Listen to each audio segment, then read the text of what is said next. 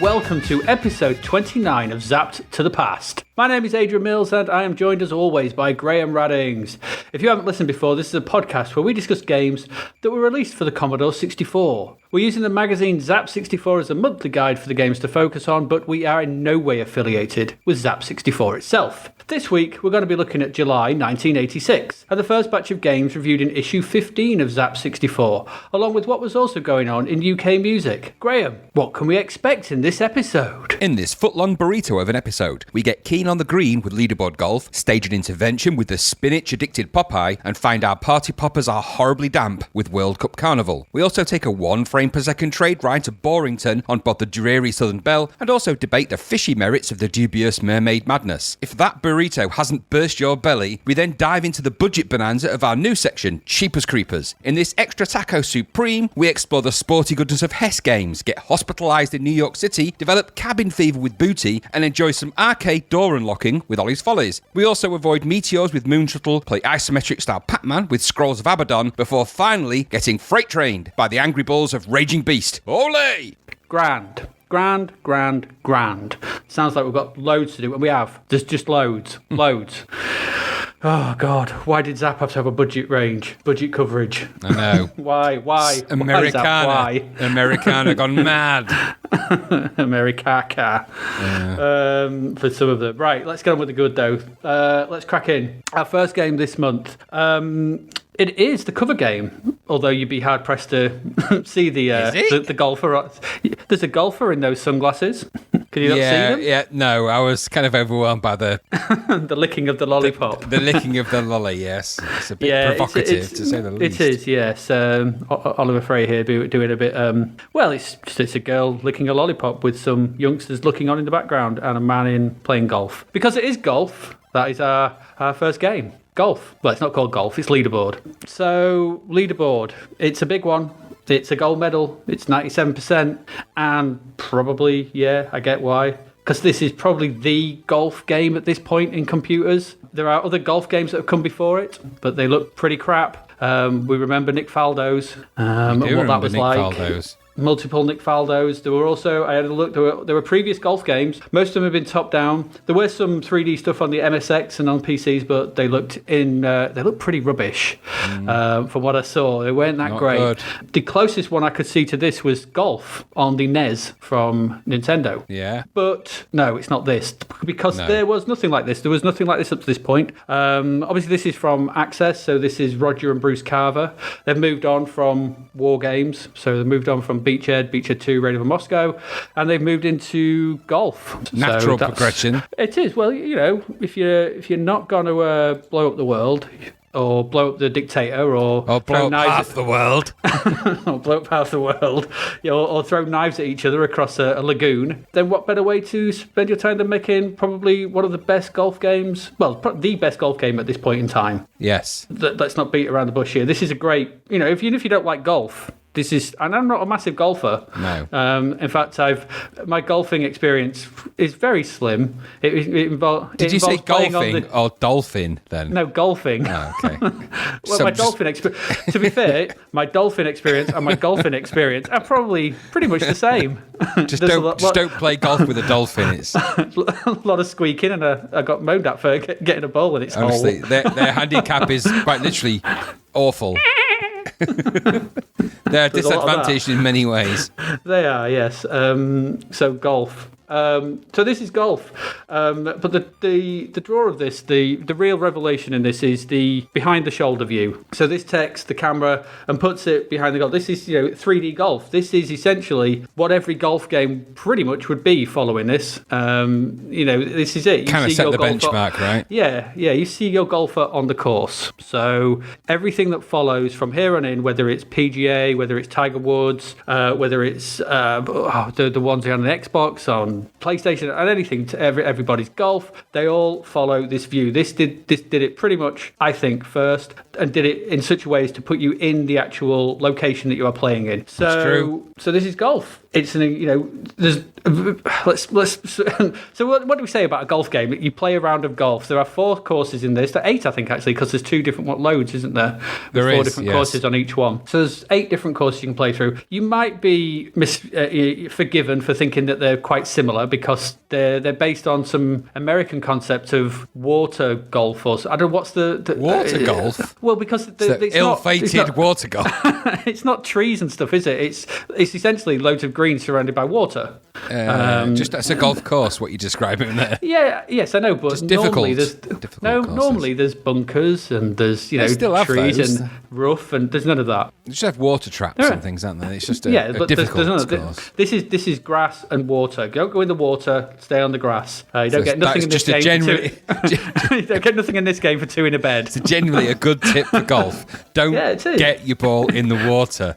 No matter how deep that water is, if it's a pond, you're not going to be able to play it from there. This is not a game for getting your balls wet. No dipping of the balls. No. So it is 18 holes, 4 players, 4 courses, 8 courses. Sorry, it's a massive step up from the multiple Nick Faldos. You can play 4-player. There's some clever stuff going on here. I don't know if this introduced, but it's almost the 3-button click. It's not quite there yet. Nearly. But it's nearly there because you hold down for power, you let go, and then it comes the power bar drops down, and then you've got your snap and is it swing or snap and hook? You see snap in it. It's snap, and then you've got the hook and the slice. Slice, that's it, hook and slice. So you need to press it in the middle, although you can, if you want to bend it round something, you can put a load of slice on it or hook or whatever you want. You've got control over in which direction you want to hit it. There's 3 difficulty levels, which are sort of basic, easy, medium, and hard.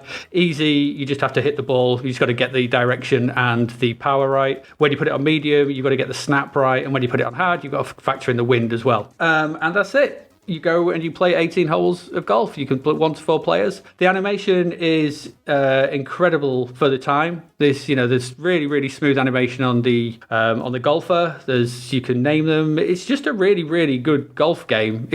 I played so much of this back in the day because, like I said, I'm not a massive golf fan, but this felt like the perfect marriage of skill, arcade enjoyment, sports. This is what Epics were doing for Summer Games 2 and things like that, but the Carvers came along and did it for golf. And I love this. I still love this. I played far too much of this when I was doing it for this podcast, probably in detriment to every other game, which I don't even notice because I didn't play them because I was playing golf. No, I did play them, honestly. I did, honest. But this is perfect. There's some weird little glitches and weirdness in the fact that your ball can land on strange islands if you're quite close to the edge and bits like that, but I kind of like that forgiveness. It's just really good. Really, really, really good. I don't know what else really to say about it. It's the perfect golf game at this point in time. I don't know. What did you get from it? Did you enjoy it as well? Yeah. Leaderboard is Leaderboard, and as far as golf games go at this particular time, it's the best one of the lot. That isn't saying much because I can't think of any others apart from that Nick Faldo game, and that wasn't, in all honesty, that terrible. No, it wasn't that bad. So this adds the kind of the key things you expect. So you expect to see the golfer hit the ball, and you do. The position of the camera behind the golfer is great. The way it hit the ball and it flies through the air and the physics, it's all kind of there. And we've said many times over, if you're going to make a game based on a sport, make sure you do the things right for that sport. So the physics and everything else have to be right. And in actuality, they got this absolutely spot on. And in fact, my debate with this game was, is this the perfect blend of a simulator and an arcade? Because it's kind of approachable, like the arcades are. It reminds me of the kind of later games that come out, so it sets the benchmark for those. You know, the what's that golf game on the Neo Geo? On the green, that one. I can't remember. You played that loads, didn't you? I did. But this game kind of set the benchmark for that kind of view, that kind of play. You choose your club, you choose the power, you hit the ball, and it did all of that. And Leaderboard it's a strange old game, and I'll tell you why. Because you can play Leaderboard and you can not like golf at all and find a way through it. You can play Leaderboard and like golf and find a way through it, and it's got kind of something for everybody. It really hits a really clever sort of. If there was a Venn diagram of golf simulation, arcade game, and I don't know what the third Venn diagram would be. Just golf thing. It would thing. Yeah, it would exist in that kind of sweet spot between all of the various diagrams. I liked it. I have to say, one thing I will say is because obviously there's loads of Leaderboard games. So there's Leaderboard Golf, there's Leaderboard Tournament, there's Leaderboard World Class. I think there's executive edition. Yeah, and they are all kind of the same thing with new courses and new things, and there's not a lot of changes to the actual gameplay, just new courses and things, and that's fine, that's all good. So it's kind of an early precursor for a game with DLC, really. So that's quite cool in the way it worked. So they kind of hit the formula right, the graphics look good, everything else is good. I just found on revisit, and I think that's because there's so many other games like it, I found it a little bit dull to play. It's a bit boring on your own. It was just a bit dull. I'm not saying it's not a bad game, because it's an amazing game and it was good. I just found it a bit dull. Maybe I just wasn't in the mood for a game of golf. I don't know. And I think had what I did was, because initially I just went straight back to it, loaded it up, and I was like, wow, it's Leaderboard. And I was just kind of like hitting the ball and gradually finding my way through it and not having the greatest of experiences. And then I realised that my experience of Leaderboard was really based on the people I played it with. On its own of a solo game, which you can do, and it's no problem, you can do that. And that is in of itself a little bit of fun. This is a game that is much better played with people. When you're playing with a couple of people or two or three, and then this game just is astonishingly good on and it's kind of leaderboards, but it's kind of it's a leap away from most things of that type. So I really like this revisit. I just know that when you play Leaderboard, you've kind of played the best golf game there is on the C64, and I don't believe there's ever a game that comes close to it in golf terms ever again. So this is it. You play Leaderboard, and even the variants are kind of the same. I really enjoyed it. I just found it, I'm not saying it's boring, because it's not a boring game. I just found it a bit dull on a revisit, but I think there's been so many golf games that borrow from this in that interim time that when I came to play it again, I was like, I've seen this kind of thing before, and I've wanted it to be a bit quicker, and obviously it's an 8-bit machine, so it isn't those things. But I think it's the perfect blend of a simulator and an arcade, and that is very, very, very rare on a C64. So hats off to the Leaderboard team. Well done. Well done. Yeah, well done, Nick. I think golf clap. Yes, and if anyone was going to come to play this game, it would be Golf Lundgren, because he loves a golf game. Get out. Jesus God. Sorry, I just thought that in Golf Lundgren, I didn't have anywhere to go with that joke, so I just thought, bring him in. Hey, Golf, come on in. Sometimes you just keep these things to yourself. It's not always good to share. It's got 97% in Zapped. That's it did got 97%. That's very, very highly rated. And I can see why. There's some strange ratings in this issue, but I can see why. This one deserves it. It does deserve it. Is it gold medal, by the way? It is the gold medal, yeah, and I think it massively deserves it. One of the clever things it also does is if you are playing with multiple Nick Faldos or whoever you're playing with, then you can set each person can have a different skill level. So if someone's not very good, they can go on easy. If someone's been playing it a lot, they can go on pro. And so it actually allows you to, the notion of golfing handicaps, because obviously you play golf with a handicap up to 28, I think is what you go up to. And so this game, it's only 3 skill levels, but does even sort of offer that kind of option.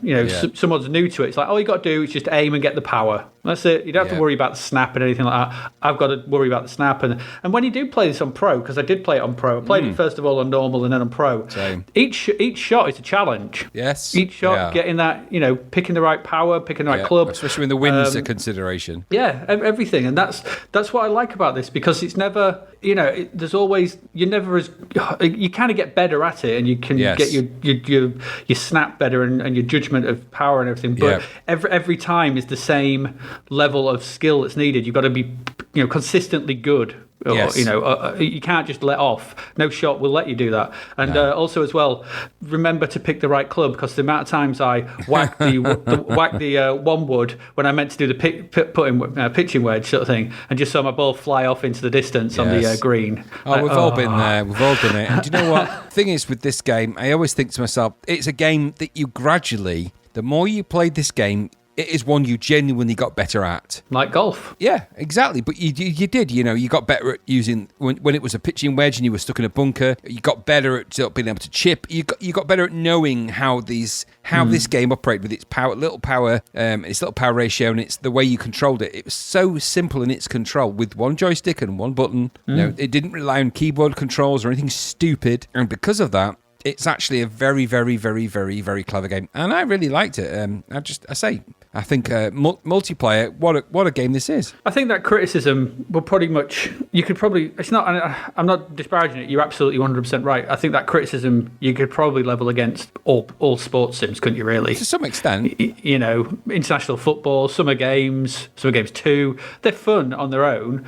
But international karate, way exploding fist, they're fun on their own, but they shine in multiplayer. That's the they do. And this game is, my whole enjoyment of golf is based purely on the film Caddyshack. So I expect there to be partying, there to be crazy antics, there to be music on the golf course, gophers and all those kind of things. So when I don't get those, of course the game's going to be a little bit less interesting. I'm not playing golf with Ty Webb or with Judge Smales and all those things. So, exactly. This isn't Russia, Danny. Is this Russia? No, it's not Russia. I would. You should go and watch Caddyshack, by the way, just in case. You really should. Please, one warning though, and I know you're going to probably do it in a minute. Don't do that Irish accent. No, because they don't in the film either. That's all I need. Don't do that. No. You did it, didn't you? You did it. It's all I need. No, don't do it. But yes, it's worth 97% leaderboard, and what a bargain, really, at $9.95. The best golf game you could ever hope to play on the C64, and for many, many, many consoles and computers' time. It lasted its time, this one. It was a good one. Yeah, it did. Gold medal deserved. Indeed. Pity they didn't feel that way inclined when they played international karate and where they exploded fist, but there you go. Can't do everything. I'm just flog. They are sports at the end of the day as well. If it was leaderboard karate, would it have been the same? Yeah, never mind that. Leaderboard karate, golf. There is actually a ninja golf I've played. Yeah, it's Nolf. It's called Nolf. No, it's just ninja golf. No, Nolf. brother to Golf Lundgren. Nolf Lundgren. Yeah, good old Golf Lundgren. Yeah, we don't talk about Rolf. I must break you. Your clubs. I must break your clubs. Oh, God. Move on. Move on. The hell on. Right, that's leaderboard. We like it. It's worth a gold medal. Go play it. It's still good fun, especially if you've got people around. And you can have people around now because obviously, we've got Freedom Day. And also remember that it's a lot cheaper than buying golf clubs. And breaking them. Yes. Right. So there you go. We like leaderboard. Which is, I'm going to guess, more than can be said for our next one.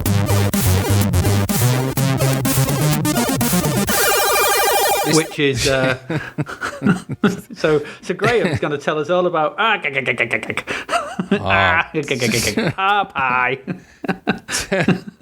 Tell us about Popeye, Graham. So, it baffles me. Everything about this baffles me. Everything. Its price, wrong. Its scoring zap, wrong. Everything's wrong. Everything is wrong. This is a game of Popeye, and Popeye is a cartoon of a sailor that is obsessed with a woman called Olive Oil. That's the love of his life. And eating spinach from a tin. That's pretty much the TLDR of Popeye. I am not a fan of anything to do with Popeye, really. I'm not even sure where it fits into the cartoon canon. It was a cartoon series that became actually more popular at the time when it was out than things like Bugs Bunny and Mickey Mouse. So how that happened, I don't know. People must just have been less fickle. Anyway, this is a game based on Popeye. Popeye is a sailor who is, in this game, you've got to wander around the environment and collect the hearts and deliver them to the love of your life, Olive Oil, to keep her love meter topped up. Along the way, you are prevented from collecting the hearts and other things by your arch enemy, which is a character called Bluto. He was kind of a big burly bearded guy. And also witches, UFOs and birds and other things. Just like that's what happens. And some of the hearts that you collect are behind locked doors, so you've got to find the right keys, and you kind of get the idea. It's a little bit of an arcade adventure. So you've got to wander around a environment, for want of a better description, and you have to collect the love arts, the keys, and do those things. It's kind of flick screen. The sprites in the game are kind of huge. So it's got big, I think they're high-res, sort of multi-part sprites, for want of a better description. They're certainly not the medium res kind of blockiness. They are quite well defined and well drawn, but the controls are kind of flicky, so it's kind of flickery. The pace is really slow. You can actually move behind things and in front of things, and that's apparently a good thing. I find it kind of frustrating because it meant it was doubly difficult to control anything in this game. I was convinced that my character Popeye was having a stroke throughout the entire period of this game because he was flickering his eye and twitching, and I was following the kind of, the face rules, whatever it's called, that sort of those rules about someone having a stroke.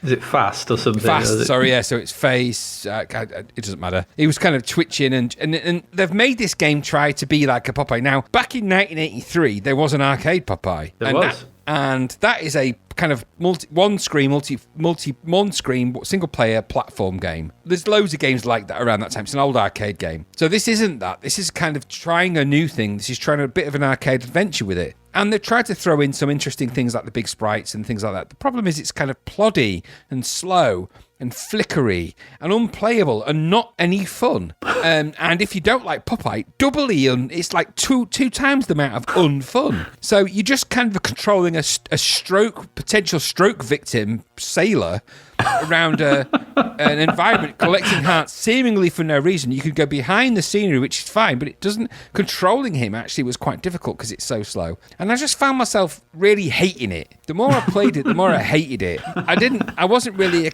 big fan of Popeye anyway, but this just made it it really focused my hatred in like a way that a laser beam's focused through a magnifying glass. So at this point, my hatred was like a laser beam on ants, like when I was setting them on fire. I hated it. I couldn't control it properly. It was kind of ploddy, wasn't very interesting. The things I collected made no sense. There were no redeeming qualities. The best I could say is it looked like a version of Popeye, albeit that he was kind of flicky and having some kind of seizure. And I just thought, you know what? I've played the 1983 arcade conversion, and it's better than this. So this is 1986's Popeye attempt. There's another one, believe it or not, that comes after this. Is there? Yeah, there is, yeah. This was $7.95 for a 78% in Zap version of Popeye, and I thought it was absolute crap. So I just thought, you know what, Popeye can just, and the thing is, when you die in this game, of course, the spinach flies in and you eat the spinach and you know what, the novelty of that wears off after 2 seconds. It's a crazy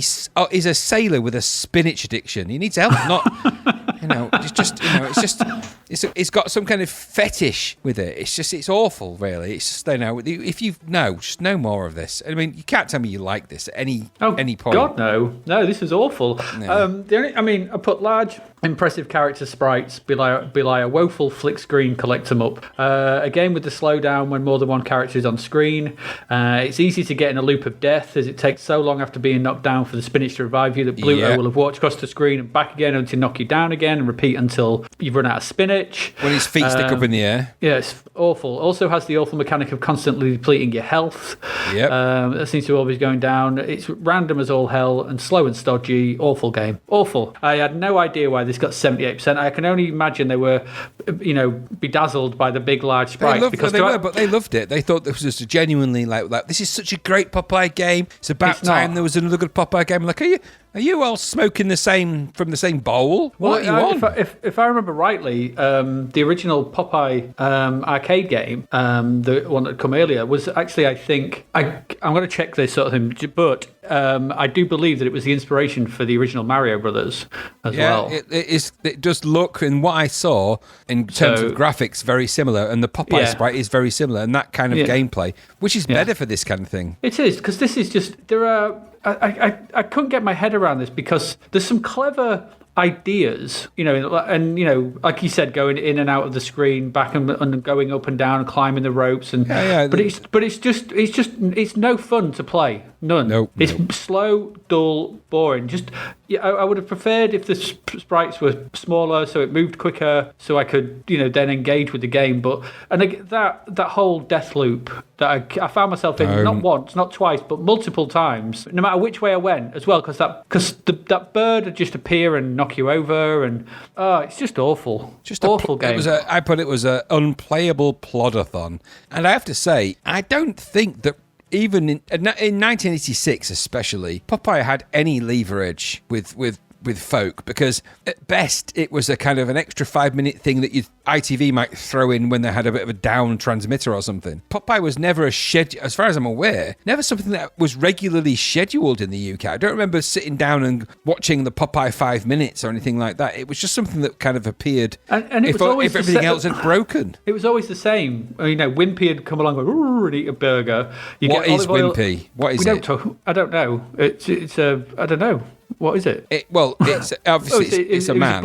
He was a man who liked burgers. Well, the whole scenario of Popeye, without just going too far down the darkened path, you've got a burger-addicted fat guy, a fat guy with a beard who's got a Popeye addiction, and a Popeye addicted to spinach. They're all addicts. This is just some kind of junkie paradise. And they're all stalking poor Olive. And why are they all sailors? Because Bluto was a sailor as well. What kind of ships did they sail on?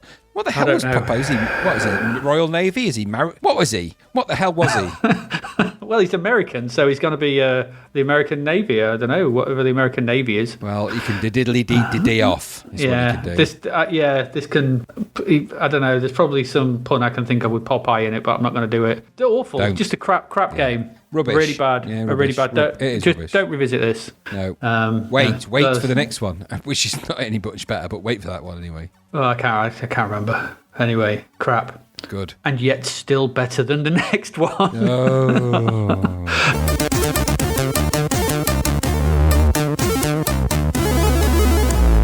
So, our last one for this section is World Cup Carnival. So we did look at the Crapvert for this the other week. We did. And because it was shamelessly, Riba. But nothing could prepare you for the shamelessness of this game. Okay, so it's a football game. It's a football game. We'll get these out of the way first. It's a side-on view, similar to international soccer. The players come running out. You start at the quarterfinals of the World Cup. There are a number of teams to pick from. You pick one, and then the other teams picked at random. You then get paired up against somebody, and you play a game of football. Players come running out. You kick the ball. You play. That's it. You try and work your way through to the final. That's this. The game came with a load of extra bump and paraphernalia to sort of justify this $9.95. Now, Zapped gave this 11%. And that 11% is thoroughly deserved, because this is not an original game. This is a rebadging of Arctic Computing's World Cup 2 from 1985. It's exactly the same game. All they did was redo some of the background graphics. Yep. But the sprites are the same. The way it plays is the same. The structure of the game is the same. Everything. This was just because they got Arctic in to do the conversion to make this game. And so, obviously, running out of time, they just said, we'll just rebadge that and put that out. So you had people going out and, buying this, but they'd probably already owned it. And so there's a lot of people who are returning this, is my understanding. But, and it maybe it wouldn't be so bad to rebadge something, but it was crap to begin with. The way that this plays football is so terrible that it belies belief. The other players on the pitch don't move, while you and the opposing team, whoever is controlled by that, are the only two that actually run around until you swap control to them, and then you can move them. While they don't have the ball, they're just static, not moving at all, which is awful. It's a terrible. True. It's just a really the sprites are crap. They look weird, and I find it really hard to describe those sprites because they're blocky and wobbly, and they look wrong in some description. They're horrible. They're horrible sprites. And the way they look and the way they're animated is just crap. This was a bad football game to start with. And according to Wikipedia, just as this game bankrupted Arctic because shortly after the game's release, this is on Wikipedia, the developer Arctic Computing, they were sued by Prism Leisure Corporation for copyright infringement, as they had sold the copyright of World Cup football in 1985 to keep the company afloat. Prism quickly won the lawsuit, with Arctic requiring to pay Prism for all the sales of World Cup Carnival, and it bankrupted the company in the process. I've just written good. I don't take pleasure in other people's misfortune, but you put this out, you try and shovel this onto an unsuspecting public, under the badge of World Cup 86.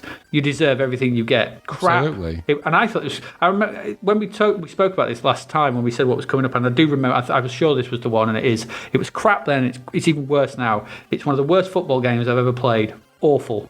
You? No, I thought it was rubbish. I mean, these games aren't my cup of tea anyway, but this is just blocky nonsense, right? It was clearly just a rebadged version of another game. It was full price for what is essentially a really crap version of other games that do it better. So just play international ball, whatever it's called. International soccer, international football. Yeah, soccer. Yeah, just play that. It just felt to me just really cheap and poor, and it was even worse than that five-a-side one, and that's saying something. It wasn't any fun, and there was nothing about it. I mean, I tried the various modes, so I tried the keepy uppy thing, and it made no sense really. I just didn't really do it. Then I tried scoring penalties, which was impossible against the computer player because it was impossible. I think I scored one maybe by fluke. The power controls for the kicks made no sense whatsoever, so I had no idea how I was controlling the power ratio. And then saving them was actually impossible. It could not be done. And it just made me think, so if this is how the game operates in its training mode,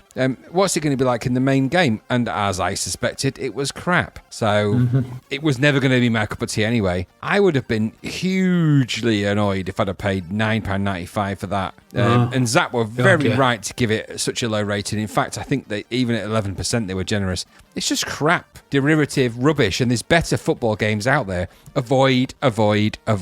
Yeah, absolutely. Let's spend no more time on this because it doesn't deserve it. No. As far as I'm concerned, it's terrible. No, it can get lost. It can. It can be consigned to the dumpster of history. That's what I say. It would have been maybe slightly better if they'd called it World Cup Carnival, where the players just ate each other, made them fight to the death. But that's just, that's a take on the game that is not necessarily the most popular view. No. Just saying. No. Can of. I can't think of any of the words that begin with can of. Just World Cup can't. Just leave it at that. Yeah, it's probably more apt. All right, yeah. Carnival. It's just so bad. It's so bad. No more now. It must die. More. It must die. All right. Anyway, yeah, so there you go. Leaderboard, brilliant. Popeye, and World Cup Carnival, in sound-based reviews. That's it for this section. We're going to come back in a bit where we will be talking about music in July 86. So please, stay with us.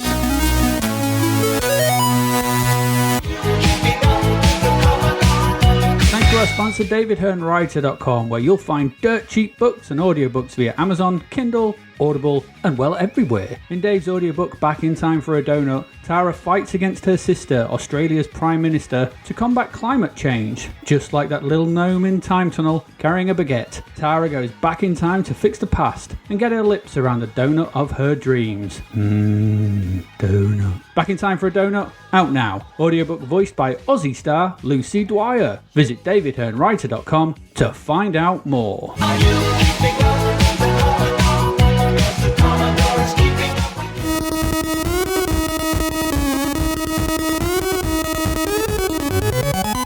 All right, welcome back. So that was your first lot of games. So let's now talk about music in July 1986. All right, so what have we got? Let's go through our number one singles first of all.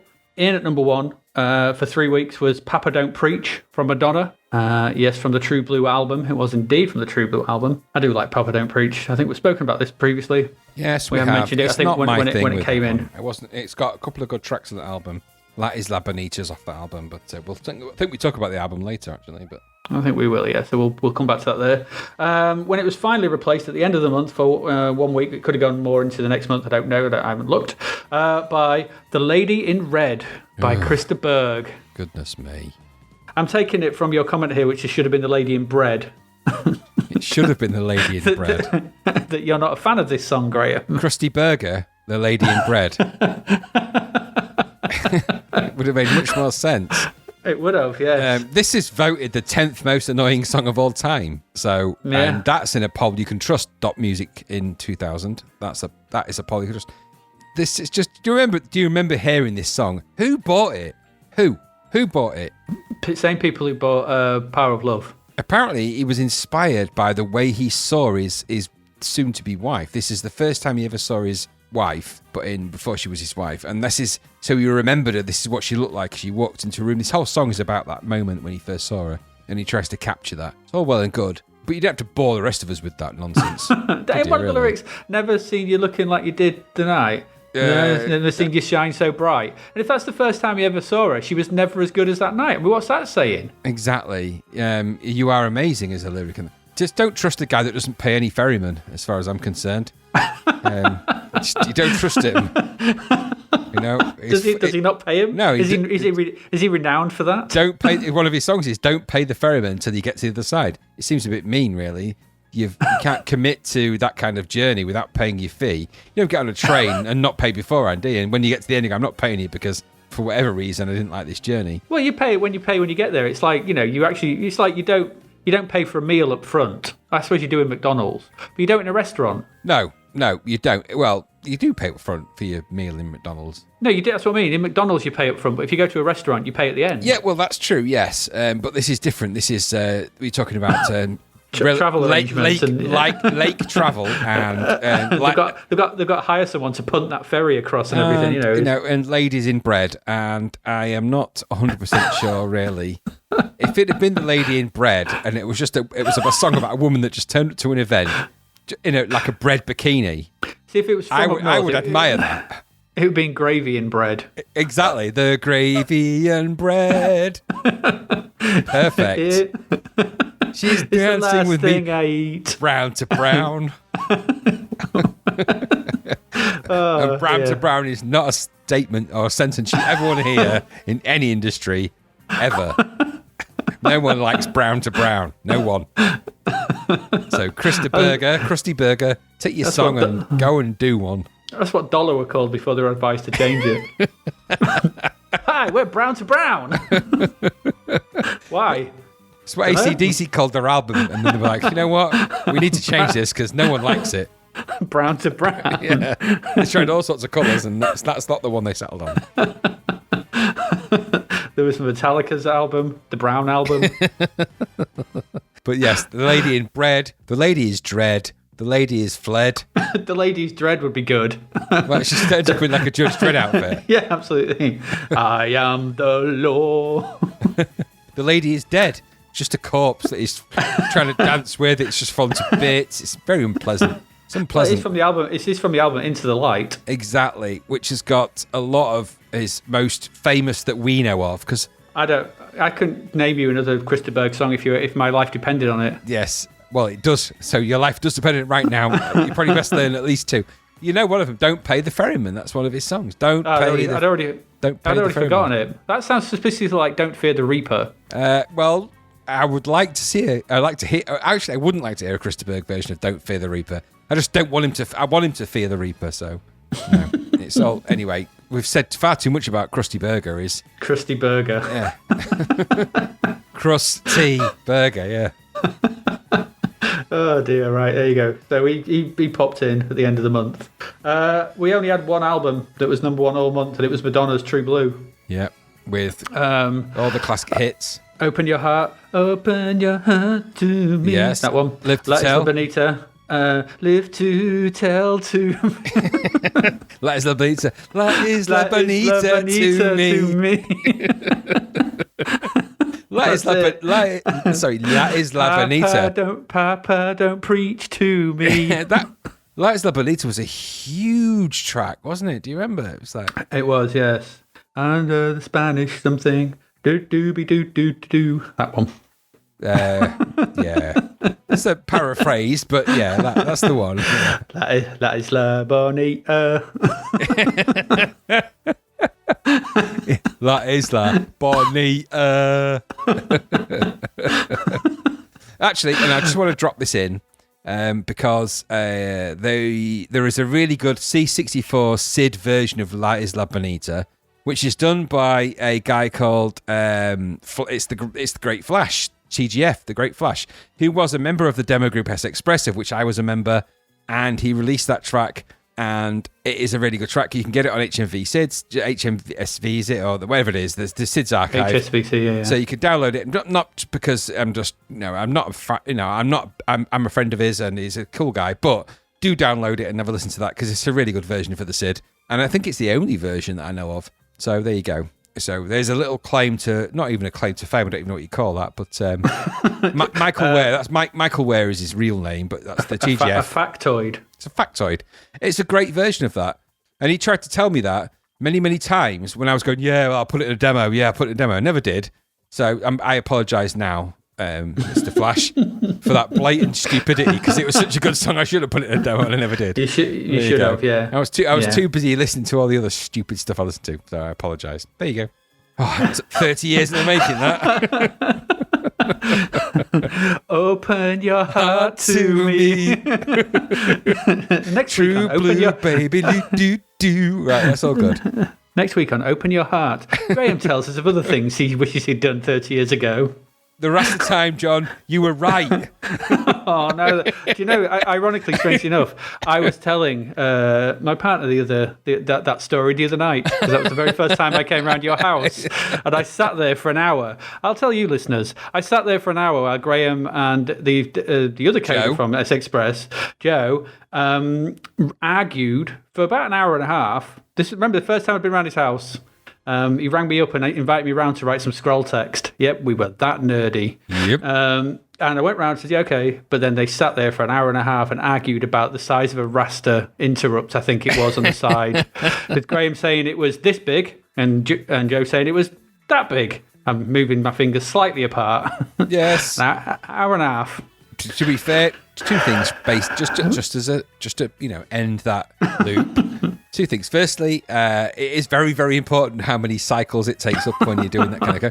Secondly, Joe was right. I was just being a pig-headed goon back then. I was a bit of a pig-head. And they were right. They were right. So, yeah. Long working boy with the TLDR of any of that. But, yes, were right. Joe, if you listen to this, this is kind of I've apologised twice now. I know. No, Flash, I'm sorry about the music. And Joe, I am genuinely sorry that you were right about that raster time. You were right about that saddle, though. And Tin Man, I'm sorry you never got a heart. Yes. And courage, yeah. Yeah. Anyway, move on now. You're making me feel all blue. True blue. True blue. Open your heart to me. So it's the power of that song. It compels you. I don't want to be compelled anymore. Well, you are. Anyway, right. Releases of note. What do we have after that? 6th of July, we had Straight from the Heart. Bryan Adams was in at number 64. Straight from the heart to me. That's not how it goes at all. I don't think it is. This was released in 1983 off the Second Life album. Well, it was maybe this was a re-release. I mean, it was obviously it said new in, so I don't know. I don't know enough about Bryan Adams' I wonder if back it's catalogue. that's why I put. Is it a CD release? Is it on the back of something else? Just because it's off the 1983 album, Cuts Like a Knife. Maybe it was in a film. Yeah, well, I'm wondering that. Probably was. In at number 66, 2 places down from that, we had Dreams from Van Halen, one of Graham's favourites. Such a good track by Van Halen. Second single from 5150. Yes. There we go. Later used in the Power Rangers TV show, Yes, it is. Yes, it is. All right. Okay. All right. 13th of July, we had I Didn't Mean to Turn You On by Robert Palmer at number 30. Sorry, Robert, you didn't. Bobby Palmer. Bob Palmer. Bob palmed her. All right, Bobby Palmer. I didn't mean to turn you on. You did, though. You dirty Bobby Palmer. What, he did turn you on, or... He didn't mean to. Or you did mean to. He didn't mean to. Okay. Actually, I always read that. He didn't minty. So he didn't minty turn you on. So it's just some kind of power he's got with mint. It's a bit of a minty guy. Isn't Minty a character in EastEnders? Yes, and this is a song dedicated to him. Was. Well in advance of his appearance in EastEnders. Let me tell you. He could see the future, Robert Palmer, or Bob Palmer. He was a palm reader. Absolutely. Bob Palm reader. You crossed his Palmer. He crossed his Palmer with silver. Exactly. Cross my Palmer with silver. I predict your future. You will be in EastEnders. You will appear in a soap opera. I will write a song for you. Call I didn't Minty turn you on. Now go forth and be minty. Not that minty. Bobby Palm reader, yeah. Oh, I'd cross his Palmer Silver. At number 71 was My Adidas from Run DMC. Yes. What can you say? I'm not a big fan of this particular track by Run DMC. So, and it's clearly, just because they wore Adidas. Yeah. And it led to the first proper endorsement deal. How odd. You wrote a song called My Adidas. Yeah, and Adidas went, okay. They're popular. Yeah. Not a fan. Not a fan. I like Run DMC, but not that track, I have to say. No, I mean, it's not my thing, I've said before, but I just put it in there. I thought it was quite interesting. The Flame in at number, by Arcadia in at number 85. Yes. And yeah, Arcadia, you've pronounced this, and I was going to say, when Arcadia Duran. Yes. What a fall from grace. Strange. Is it the full Duran, although? No, I think it was only 3 of them. It was Le Bon, Andy, and Robert Palmer. Bobby Palmer. Well, it's actually, strangely enough, the 2 weeks before, they'd gone to see him, and he predicted that this single wouldn't do very well. But they didn't listen. They didn't listen to Robert Palmer. They never do. My Palmer. They never do. He sits there. In my head, I've got Robert Palmer now as the character that connects a series of 3 short stories in a hammer horror amicus type like film. It's the guy on the train. It's like, yeah, exactly. Yeah. And what It's do Robert you Palmer. think about it? No. So what was the point in Arcadia exactly? Because why didn't they just release it under Duran? What was the point? Well, because I think they weren't Duran anymore, were they? I think Duran had disbanded at this point. Really, I thought they lasted a bit longer than that. But is it? So this is Roger Taylor, Simon Le Bon. Simon Le Bon. I think it's Andy. It's Andy. I think it's the keyboardist. And Andy McKeyboard. It might be Nick Rhodes. All right. Okay. I think it was Roger. Why did I say Roger Taylor? Because he has nothing to do with Duran at all. Is he not? I think there's 3 Taylors. There's Simon. There's Roger. Yeah, it's Roger Taylor. Is Roger Taylor part of? I think he's the drummer. Is he? I think so. There's 3 Taylors in Duran. None of them are. I haven't. Don't worry. Let's move on. It's only number 85. Who cares anyway? Never got any higher. Anyway, and then at number 99 was The Contenders with Where's Harry? Which was a song based around the fight between Frank Bruno and I think it's Mike Tyson.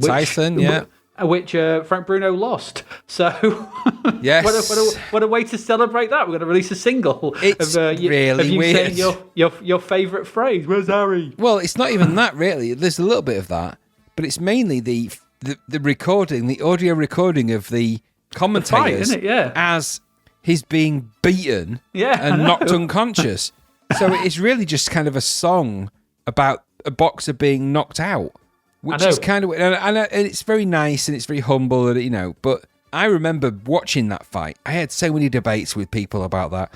There was a guy who was in, again, weirdly enough, it ties back to this, but there was a guy who was in the demo group I was in, a guy called Mark. I forget his nomenclature, but Mark was his name.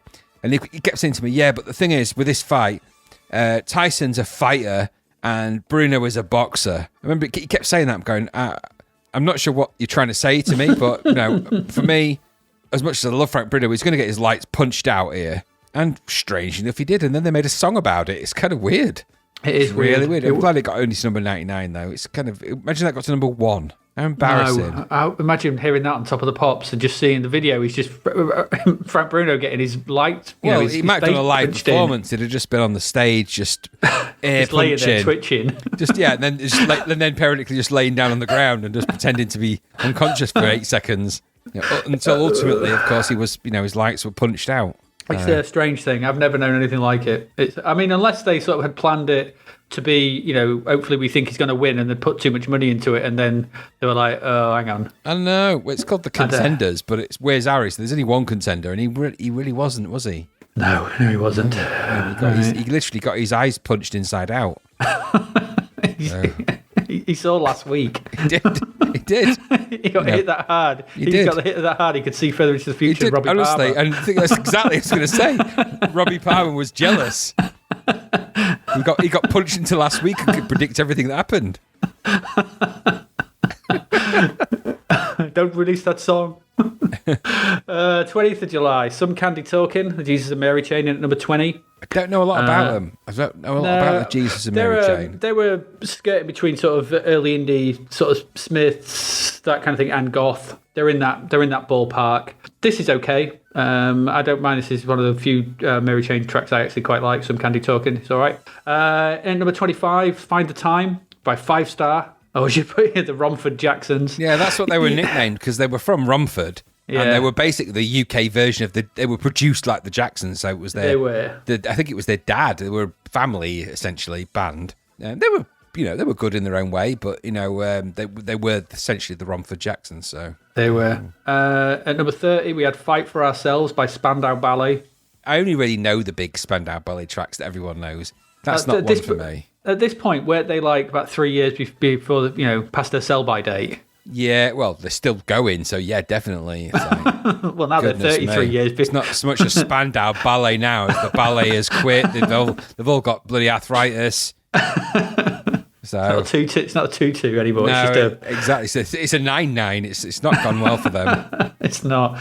In at some number, because I forgot to write the number down here, it's Press by Paul McCartney. I don't understand what that is, and I don't want to. No. Paul McCartney's output was never great from the minute he started singing about frogs. It's somewhere between number 30 and 37, because number 37 was Dancing on the Ceiling by Lionel Richie. See, that's a good Lionel Richie track, though. Yeah, Lionel Rich T, as we like to call him. See, that's such a crap joke, but it always makes me laugh. Yeah, I know it does. So they're in with their small hats. At number 49 is The Mission with Garden of Delight. See, now, just because I sent you a picture of them in there, and remember, I didn't say that. I said tiny hats, and they are, but they are one size too small. I am genuinely right. They did do that.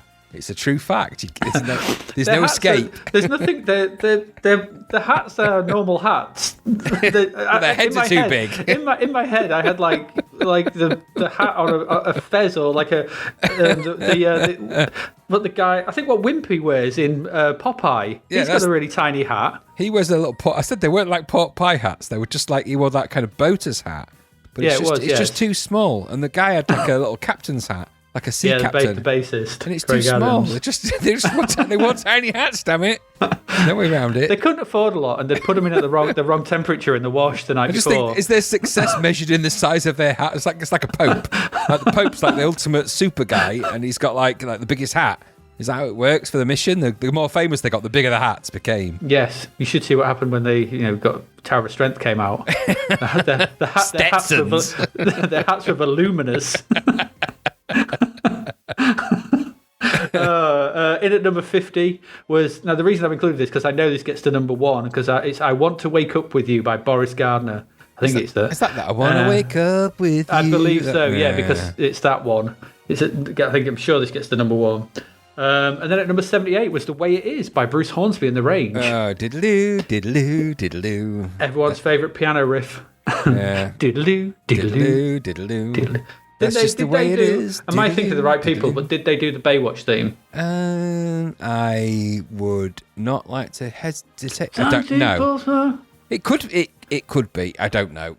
There's a Google thing. Maybe somebody who listens to this podcast just validate that question because I genuinely don't know. And if I do Google Baywatch, I'm going to go down some kind of rabbit hole that I do not want to be down. And I'm going to end up for about 3 hours just looking at sort of enormous boobs and stuff, and that is, just somebody else do the legwork for me because I don't want to do that. Yeah, and I'm going to be reviewing every game because I've lost Graham. Exactly, you will be like he was just staring at boobage, massive, because that is all about the boobies. But yes, it could easily be, and probably is, and and now I'm going to do it. No, don't do it. I won't do it now. So we'll come back to it. Move swiftly on. Move swiftly on, because the 27th of July, at number 75, was The Glory of Love by good old Peter Cetera. Oh my god! Diddly do.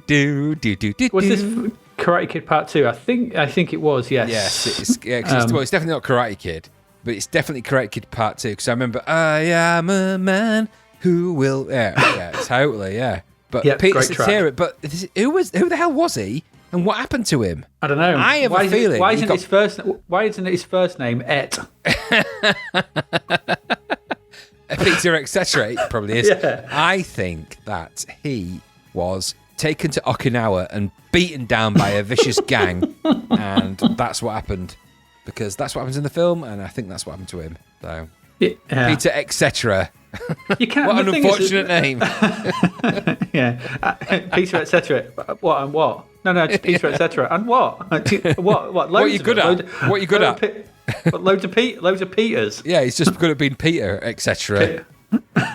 It's just a collection of Peters. Just loads of Peters. Peter Purvis. Peter Sissons, just the Peters. Peter Sellers. It's a charity single from the Peter Ceteras. Peter etc. Peter etc. In at number 87 was We Don't Have to Take Our Clothes Off from Jermaine Stewart. Do you know, I'm sensing a thing about the songs in this 80s period is that they're all very onomatopoeic, aren't they? Da, da, da, da, da, da, da, da. They're all very, weird.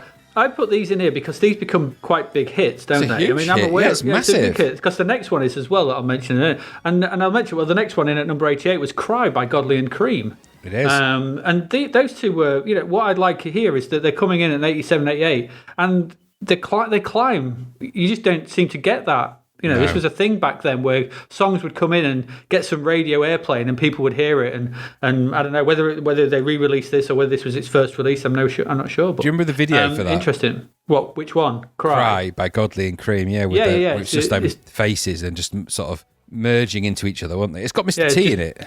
It's just dissolving, isn't it? It's a clever video. Yeah. Well, you say clever. It is. It's still quite well. And in all fairness, it is kind of almost mirrored with the black and white video for Michael Jackson later down the line.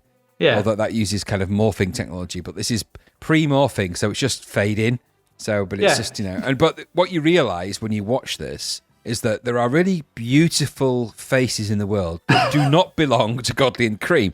Those guys are ugly and cheap. It's awful. As soon as they appear, you're like, there's a beautiful woman, there's all these different people, and they appear, and you're like, no. It's God's sake and Scream. No, yeah, exactly. Godly and Scream. Yeah, exactly. No. God's sake, Scream. God's sake, Scream. Awful.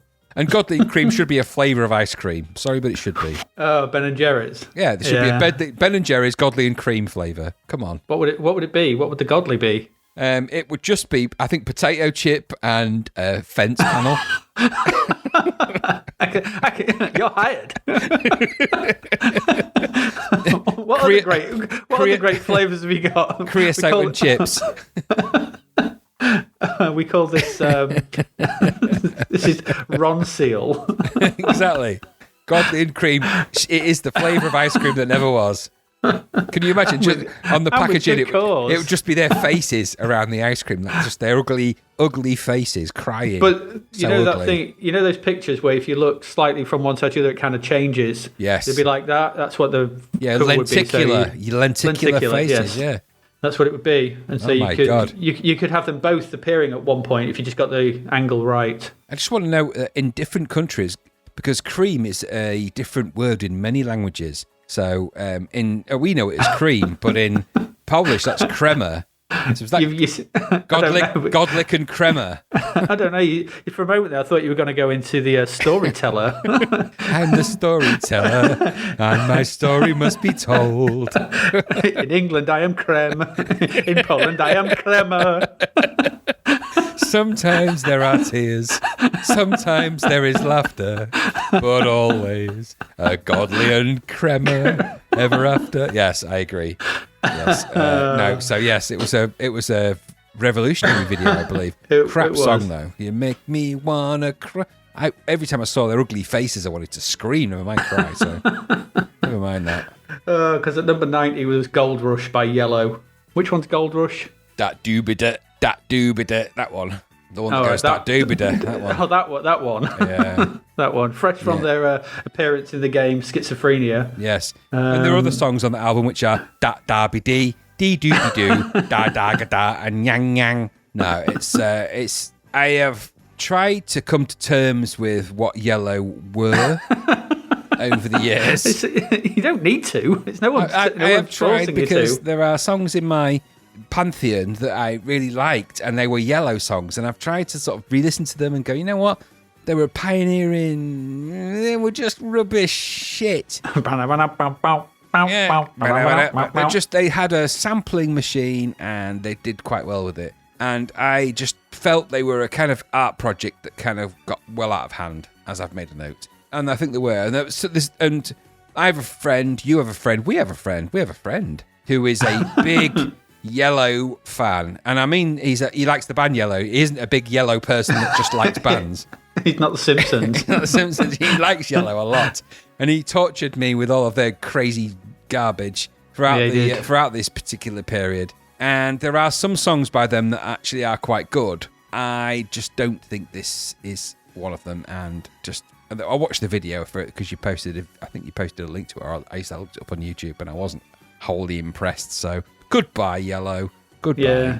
Goodbye. There you go. That's your singles. So what we got for albums? Well, the 6th of July saw a complete change up at the top because we had True Blue, we've already mentioned, straight in at number 1 from Madonna. Straight in at number 2, we had The Seer from Big Country. I'm amazed The Seer, Big Country was straight in it. They were a big band. Yeah, they were a big popular band. Yeah. I never thought they were that big. And then at number 3, we had Revenge from Eurythmics, which I thought was kind of crazy. Just the number 1, 2, 3 straight in. It is strange. And what's odd about that is we've already discussed True Blue by Madonna, and Big Country were obviously very much built around the guitarist, which was a guy from the Skids. Very talented guitarist as well. I can't remember his name, but a very talented guitarist. And of course, when it comes to the Eurythmics, that's the album with Thorn in My Side. There are other singles off it, I think, maybe one. They didn't release a lot of singles off their albums, the Eurythmics. That's the thing to note. So if you listen to a lot of Eurythmics tracks, and you'll remember the ones that everyone remembers. So you remember Sweet Dreams I Made of This, and you remember Here Comes the Rain Again, and you remember Thorn in My Side. But you might be forgiven for thinking that that's all off one album or one or two albums, and they released a lot of albums, just not many singles. It's kind of crazy, really, with that. I find it quite interesting, and I do like the Eurythmics. The sad thing about that album is it's not a great album overall. It's one of their weakest ones, so there you go. I'll take your word for it. I haven't listened to it in a very long time, probably not since back then. I think I was more of a singles fan of the Eurythmics. Yeah, well, I was, and then Really? I actually did a back catalogue revisit because my brother was a huge Eurythmics fan, and he kind of introduced me to that Sweet Dreams Are Made of This period of the Eurythmics. You know, when they first hit the music scene, big style, in 1981, 82, around that time. Huge band, really striking look. You've got Annie Lennox with the kind of bright orange hair. You've got the guy that did all the other stuff. What's his name? Dave Stewart. Dave Stewart did all the other stuff. And they had that kind of look, and there was that amazing video for Sweet Dreams. And I was kind of sold on that album. And I remember the album cover. I think it's her with her arm out holding a heart, kind of a cartoon heart. I think. I could be wrong, but I just remember some vague, and he had it on tape. And I just have a fond memory of listening to that with him, and so I have an affinity for it, and so that sort of feeds into an affinity for the Eurythmics. The sad thing is that I remember most of the tracks, and if you compiled them, I'm pretty sure in my brain I've just compiled the best of Eurythmics in my own brain. Yeah, probably. Because I think all the tracks I like are from about 9 different albums, so I've got 1 track of this one, 2 off that one, 3 of that. So if you told me all the other tracks off the Revenge album by the Eurythmics, I'd go, wow, they're great. Do they sound anything like Thorn in My Side? Because that's the one I remember, right? But there you go. There you go. Number 10, we had Back in the High Life from Steve Winwood. Not a fan. Oh, no, I'm not either. There he was in at number 10. He's just another one of those bland MOR rockers, isn't he? Yeah, I think he was the one that was famous for people genuinely thought Steve Winwood was a black guy, when of course he was a white guy because of the way his voice has got that kind of tone. I think that was just kind of a thing about it. Was he the one who did the Joker? No. No, I can never remember who did that one. You mean that some people call me the Space Cowboy? Yeah, that one. That's not Steve Winwood. That's Steve someone, isn't it? It is Steve somebody, but not Steve Winwood. Yeah. We'll ask Bobby Palmer. He'll know. Just Google it before we end this. Before we end this section, you'll find out. Yeah. And at number 70 was Endless from Heaven 17, which it probably sounded like. It goes out of the fire, endless, higher and higher, endless.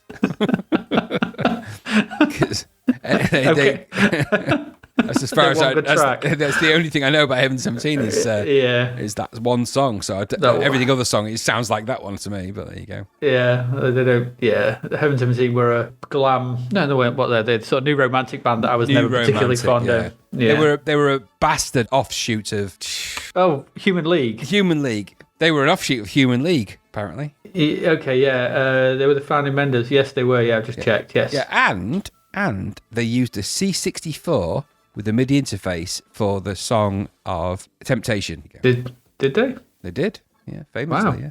Okay, I'll take your word for it. 13th of July, we had the final in at number 2, so we had a change at number 2 by Wham, which is a best of album. I thought it's going to be a best of. Yeah, it's the best of, and it's all really early Wham tracks. If you actually get hold of that now, that's actually a very good album to get hold of because it's got all of the Wham rap and all that really early stuff on. Yeah, because I think that have they split up by this point? I think they'd split up by this point, haven't they? George Michael's on his own by this point, so...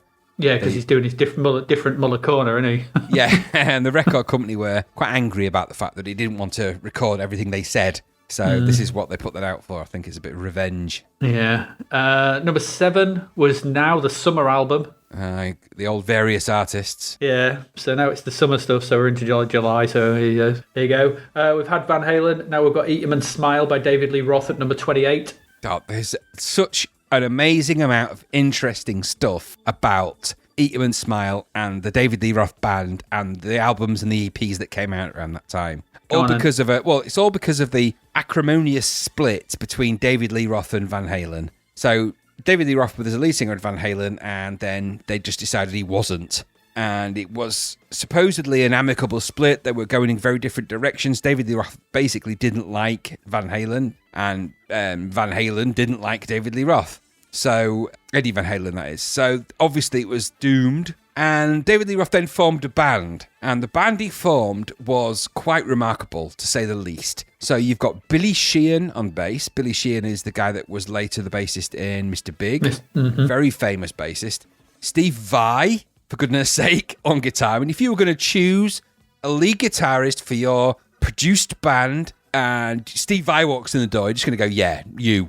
I'll have especially you, when thanks. Especially when you look at his left hand and his fingers are like exactly. Dr. Pretorius's in From Beyond. He has got 6 metre fingers.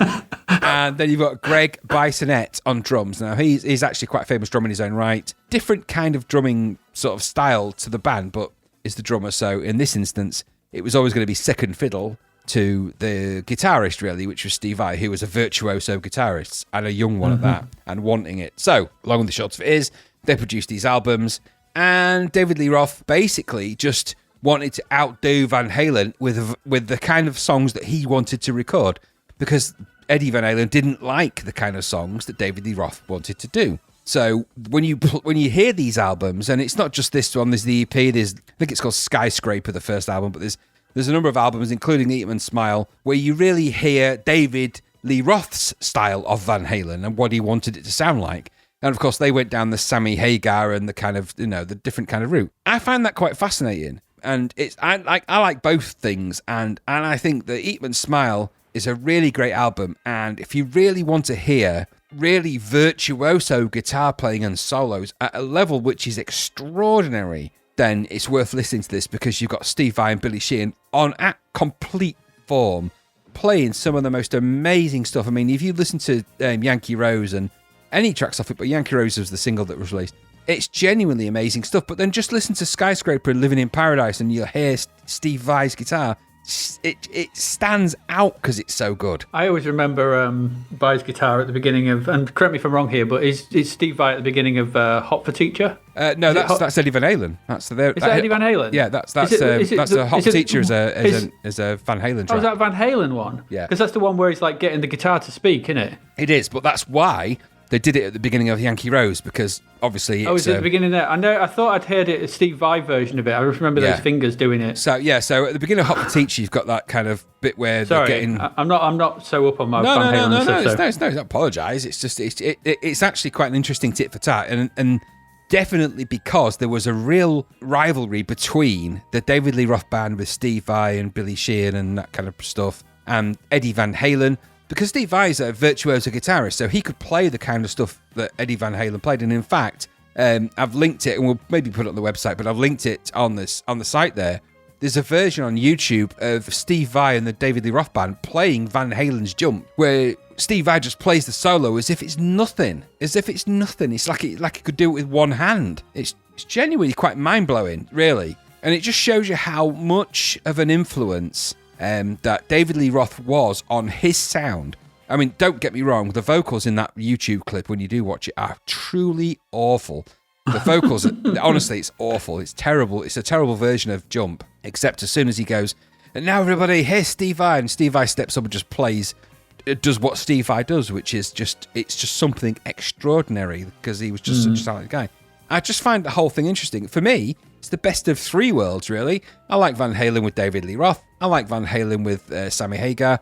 And I liked the David Lee Roth Band. But you can't be fooled into thinking David Lee Roth was anything other than kind of a cool front guy and a front man for the band. He didn't have the strongest voice. But if you've got Steve Vai stood behind you, you know you're going to do all right. What a talented and what a cool move to do that. I mean, Steve Vai was not an unknown, but a relative unknown at this point. Well, look what he went and did. I mean, goodness me, the guy's amazing. So it all fascinates me. And Eat 'Em and Smile is just a big David Lee Roth, wank off, really. But it is. But it's always worth listening to those albums because they've got great musicians on them. And if you're listening to one of the greatest bassists and the greatest rock and roll guitarists of all time playing together on an album, you've got to take a bit of notice of that. It's just astonishing. It really is. There's no Hank Marvin, though. I don't think Steve Vai was ever in another rock band, strangely enough, after that. He played solo stuff, and he did guest appearances, but I think that was his one and only sort of hair metal band ever. So he does play on the Halo 2 soundtrack. He does, actually, yes, he does. Steve Vai. There you go. There you go. That's it. All right. 20th of July, Touch Me in at number 17 by Samantha Fox. Oh, dear. Now, we had a bit of a... if you've listened to previous episode, we had a bit of a technical snafu where we actually discussed Samantha Fox's single. Was it Touch Me, the single? I can't remember which one it was last month. We lost it. Basically, it was lost to the ether of time because of a technical problem. But yeah, now here's her album. So Samantha Fox was a pop star who wore too much denim. A lot of denim. And who I saw at a gig in London. Did you really? Yes, I did. I didn't know that. You did, because I told you last time. Yeah, well, that was erased last time. Oh, yes. Oh, yeah. No. Yes, I did. Did she sing Touch Me as well? No, she didn't. She was in the crowd. She's very small. Oh, that's right. I remember you saying now, yeah. Yeah, she's very tiny. We decided to go to a gig in London. She was over in the crowd somewhere. And she's only about 5 foot tall. Did you say hello to her? Go, hi, Sam. You don't know me, but, No, I'm some awkward indie kid. and you're Sam Fox. No, I'm not going to go talk to her. No, so that's in at number 17. I'm amazed that it's in at number 17. I'm amazed that Sam Fox had a pop career. Just terrible. Raising Hell from Run DMC in at number 56. Probably on the back of our Adidas track, whatever that was. Adidas, yep. And at number 66 was Rage for Order from Queensryche. Ugh, Queensryche. Yeah, indeed. We spoke about this briefly with the Sisterhood and the Mission and everything last time. So we had Gift in at number 90 from the Sisterhood. And yes, I know Rain from Heaven is on this. It's a great track, Rain from Heaven. It is a great, great song. It is used in a film that we made many, many, many years ago. It is. It is. And I think... in reality, there's a lot of synthesizer and drum machine in that track, which rules out any actual playing of instruments for Sisters of Mercy. Oh yeah. I think it's just Andrew Eldritch who just Dr. Avalanche. Just wanted to put out an album. Then at number 97, another one of our friends' favourites, we have Underwater Sunlight from Tangerine Dream. I've never heard it, and I never will. No, I've never forgiven Tangerine Dream for the death of my boy. There'll be lots of. Yeah, very bloopy. Yeah. Is it from a film by any chance? Probably. Who knows? It was in at number 97. Anyway, finally, 27th of July, we have in at number 68, we have Stutter from the band James. Wow.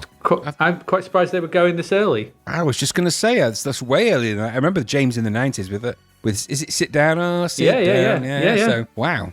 Okay, they took a long time to stammer and stutter before they got famous then.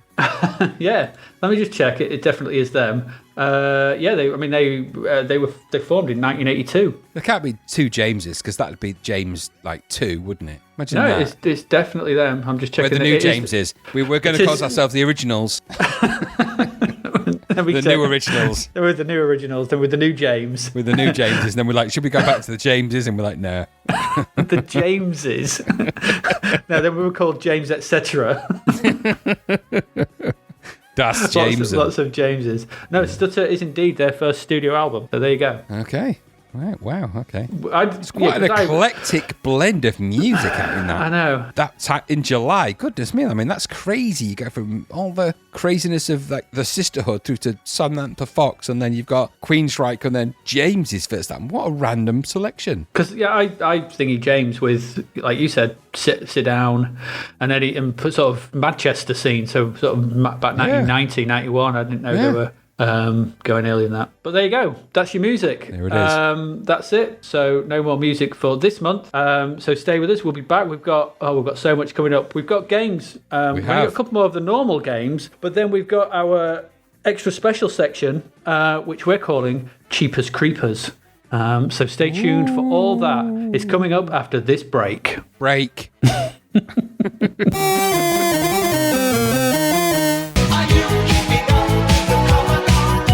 Shout out to our sponsor, DavidHearnWriter.com, where you'll find bargain books and audiobooks. The Case of the Notorious Roboticist explores bias in artificial intelligence and features a robot named Benson, a tribute to your robot companion in Mercenary. Do you want to buy? I think you should buy. Find out if Moros can win an unwinnable case and find love while he's at it. The Case of the Notorious Roboticist, out now. Audiobook voiced by England's own Nikki Delgado. Visit DavidHearnWriter.com to find out more.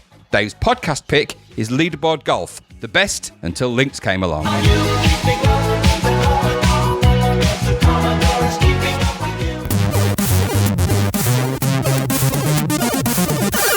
welcome back.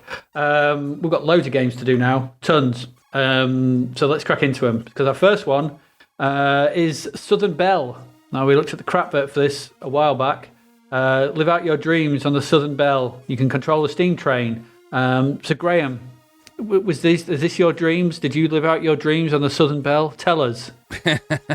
No, I didn't. I am not a fan of trains per se. My experience of them is one of a commuter.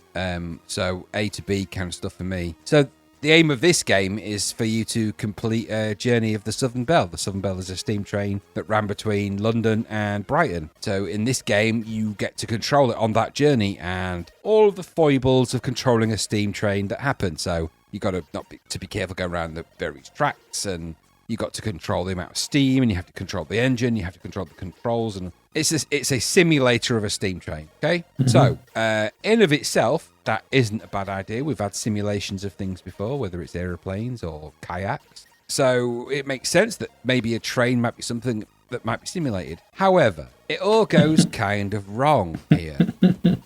So I am going to just escape. I'm going to hit run stop on the 88% score that Zapped gave this, because I think they were on drugs or something. Because this game is awful. Awful, awful, awful. Now, even if it was a simulator of a train, and even at a push, if this was an attempt at trying to make that interesting, which would be a challenge, let's face it, it's just completely implausible in every possible way. So you take control of a locomotive, and there are lots of controls, and you can even, you can run different lines, and you can do all those things. All right, I get all that. But this is basically, it looks like a crap Sinclair Spectrum looking turd, for want of a description. It feels like this game was at some kind of time warp of when things like this were acceptable. This runs at 1 frame per second. 1 FPS. 1. A single little tiny FPS. 1. I think that's being generous, if I'm honest. Well, that was it. That was by design. That was the fastest this game was ever going to get. 1 frame per second. There is nothing about that statement that makes me excited. Nothing good happens at 1 frame per second. Don't believe me? Find your significant other and go and tickle their fancy at 1 frame per second and see if they get anything from it. I can tell you they ain't gonna. Nothing happens at 1 frame per second that's exciting. Nothing. It's got crap sound. There's a number of things that annoy me about this, all right? And aside from this is not a very good simulation of a train experience. Okay, that aside, it's an attempt at kind of that thing. A bad one. But this has got really rubbish sound effects. So the sounds of the steam train are not captured in particular. And that is kind of a sound you'd expect to be kind of reasonably easy to do. The kind of, the shoo, shoo, shoo kind of a train. So, but all the other sounds are kind of the whistles and everything else, all kind of rubbish. So I just found this whole experience excruciating. Even if you like trains, and you really would have to like trains, the graphics are kind of spectrum-looking, monochromatic, not very pretty to enjoy, really stupidly 1 frame per second slow. You can control stuff, but in what particular manner? And I get that this is kind of technically uncharted simulation territory, but it's just dreadful. Dreadful in a way I can't explain. Now, I've been on some really bad train rides in my life, and I have. And I can tell you, this is possibly the worst thing to happen to train travel since, well, I'm not even going to say since Jimmy Savile was hired. Yes, exactly. This is not the age of the train. This is just... It's the age of the drain. Age of the drain. It's just awful. And it's just... What I can't get my head around is that the idea of breaking a speed challenge, a world-beating speed challenge on a game that runs at 1 frame per second at a push, it's just stupid. I'm guessing, I didn't look into it too far, but I'm guessing this is a port from other machines, maybe obviously the Spectrum. It is a Spectrum port, I think. But this is something we've seen quite a lot, where they make a port for the Commodore 64 and just port the whole problem, the whole, the graphics, everything else, they just shove that in graphic memory, don't really care too much about gameplay, and it just runs really, really badly. And I don't get the 88% review score that this got in Zapped. I don't understand it, because even if you like trains, you'd have to really like them. Really like trains to really let your suspension of disbelief go enough for you to think that you're on a steam train. I think you'd potentially think you just had some kind of steam-based coma, that you'd been hit by a train. And this is what the recovery from that experience is like. Over a 6-week period, while you're in that coma and you're gradually coming around and people are playing train sounds to you to try and bring you out of it. This is what you experience, a 1 frame per second nightmare for 6 weeks, which is pretty much what this runs at. So no, and no more no. Awful. Just goodness me, no. I thought aeroplane simulations are bad till I played the train simulator. Goodness me. No. The thing is, Scale Electric managed to do a simulation of a toy, and I'm sure there's probably a Hornby version of the Southern Belle somewhere.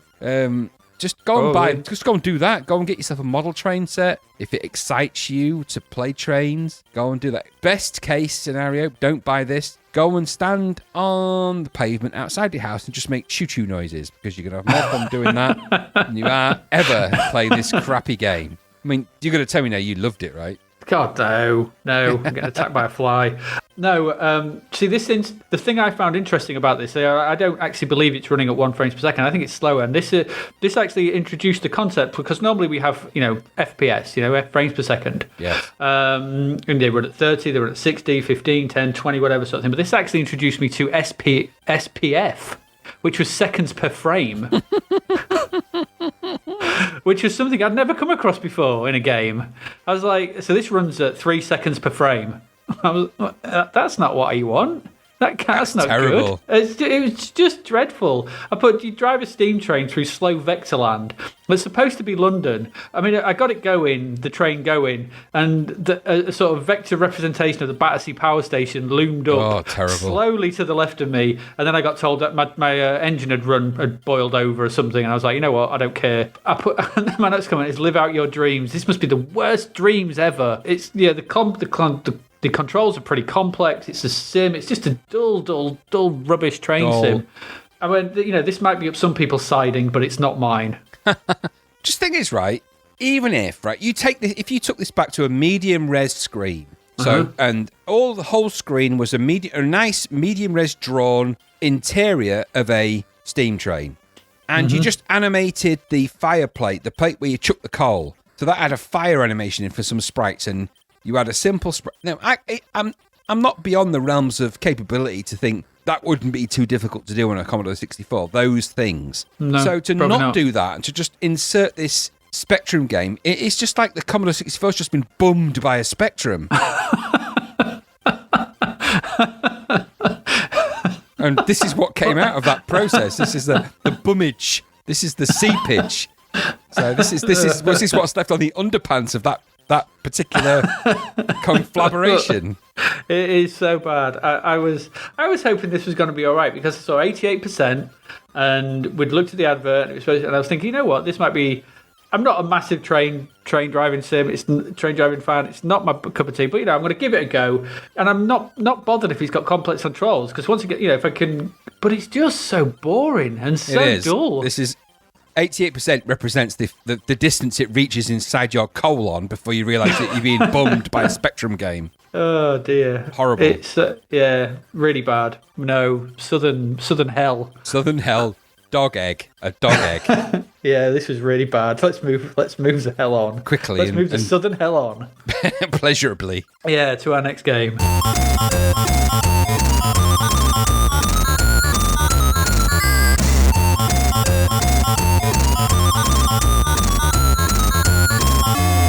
So the last full price game before we get to our first batch of budget madness. So this one is Mermaid Madness. Zapped gave this 78%. So my first comment here was Fred Gray having an off day? Because the title screen music is awful. Yeah, it's not great. They praised it. They praised it in the review, said it's really good music, and I was like, this is not great music. It's awful. I felt that they were looking for things to praise.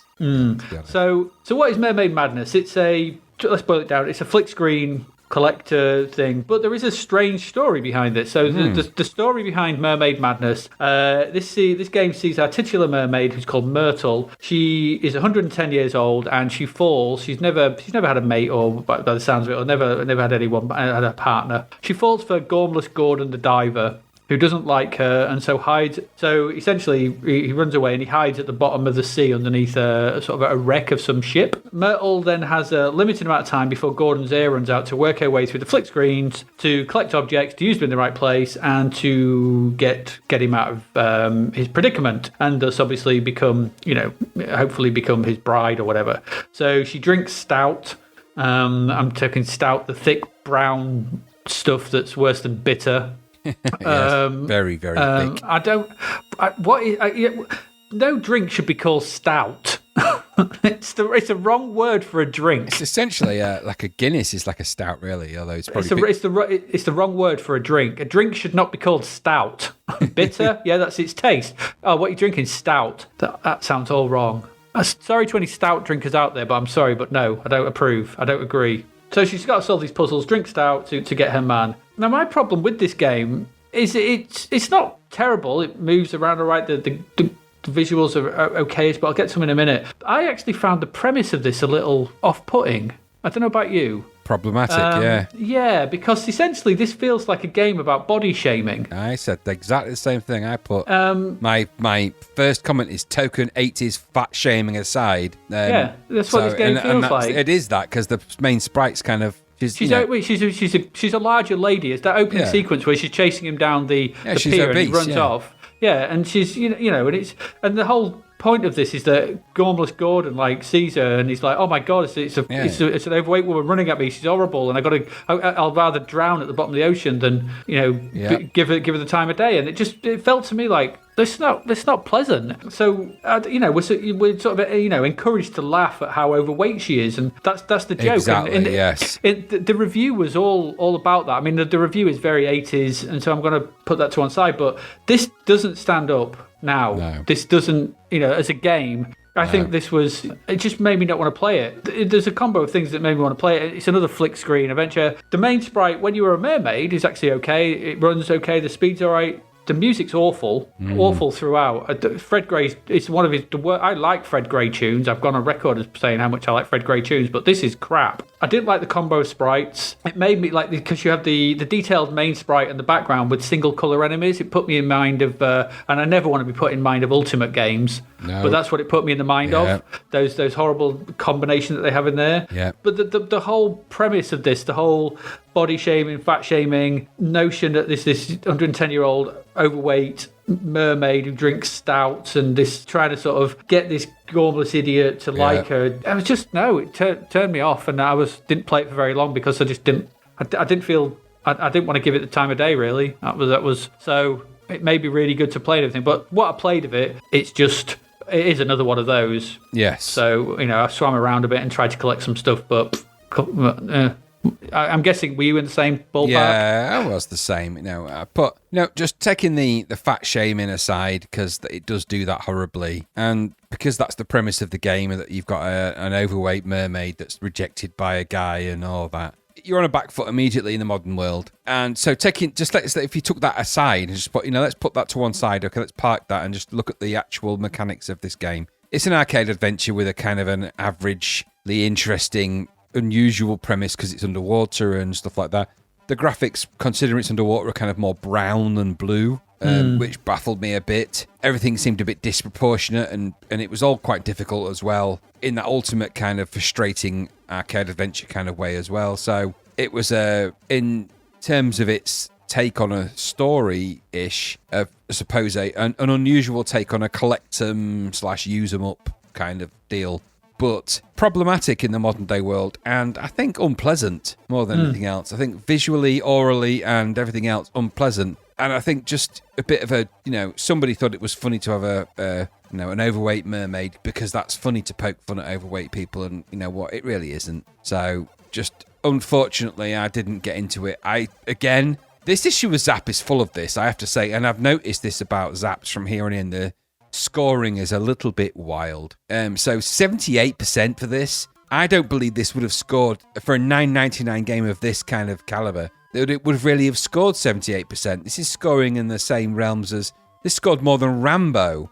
And I know Rambo was a bit devoid of its content, but it was better than this in terms of its oral and graphics and everything else.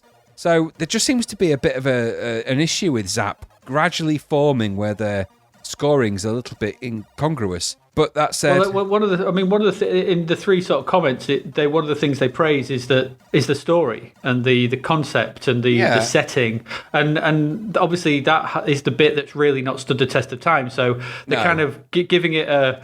Actually, so looking at this through the lens of 1986, when you've got things like Blunder Woman and that kind of nonsense going on, I kind of see what they're coming at it from, because going like, it's not terrible, and it does in that respect where this was kind of a more accepted norm. It just hasn't stood the test of time. No, and I agree with that totally. I think it hasn't stood the test of time. But if you take out all of that, and there is, in the end, you've got kind of I don't know if you ever played Scuba Dive for the Sinclair Spectrum, where you were as a diver and you had to dive down and collect the jewels, and you had a supply, and obviously they've wrapped a bit more story around it, but it is kind of that idea, and that's no bad thing. That scuba dive and that idea of deep diving into the ocean to do stuff is kind of cool. I just felt that I think that was probably a little bit more of a tertiary thought once they'd got the idea of this love problem between a guy that unrequited love from a fat mermaid and a guy who would rather drown than experience love at the hands of somebody that was overweight. I find that just that whole concept is a bit trite now. It's not going to work, is it? Oh God, no. So, but like you said many times, accurately many times, I have to say, put it in the lens of the 80s. Just put the 80s lens over that. Look over it, and even if you do that with this, you've just got that kind of a diving game that's kind of boring with very few locations, bad sprites, mostly brown instead of blue, and just not very enjoyable. So I didn't dig it. Zach kind of dug it, and for full price, I'm not sure you dug it either. So I didn't. I wouldn't. It's not one I would say to everyone, go immediately now and play Mermaid Madness. I'd be saying, don't play Mermaid Madness. No, it's Mermaid Badness. Mermaid Badness is correct. Yes. There you go. Yeah. So problematic game, that one. Actually, I didn't. Found uncomfortable to put myself in front of. Yeah. Right, there we go. That's the full price game. So in this issue of Zapped, they obviously had we've had quite a few budget titles reviewed just during the normal run of Zapped, and I think at this point they just became overrun with them because I think how many is there? There's about 14. Loads. Yeah. There's a loads slew here. of them. They called them the Americana, didn't they? Yeah, so we've got this budget range feature they've got at the back of the magazine. So what we've done is, in the lieu of like Crapverts, I think we do actually have a couple of Crapverts for next week. But in lieu of that, what we're going to do is we're going to do this section. We're going to call it Cheapers Creepers. Jeepers Creepers, where'd you get those peepers? Jeepers Creepers, where'd you get those eyes? So these are cheap budget games. A lot of them came from Americana. We had some Firebird stuff. And these were all sort of rounded up into this section at the end. So we've got tons here. A lot of them are older games, but these are all the budget sections. So Zapp has kind of split these off into their own section. So we're going to kind of do the same here. We're going to review half of them in this episode and the other half at the back end of next episode. So these may not be, we may go, I don't know how much time we're going to spend on these, maybe as long as our normal stuff, but we've got quite a lot to get through. So as we enter this, so be aware, sort of thing, some of these are old. We normally have a bit of a, we've made it no stranger that full price games being released, 1984, 1985, 1983 stuff, whatever, coming over from America and being released is not our penchant forte. We don't like that. However, in the range of these things being, released down at a budget range, those views may change slightly. But let's have a look. So we've got quite a lot here.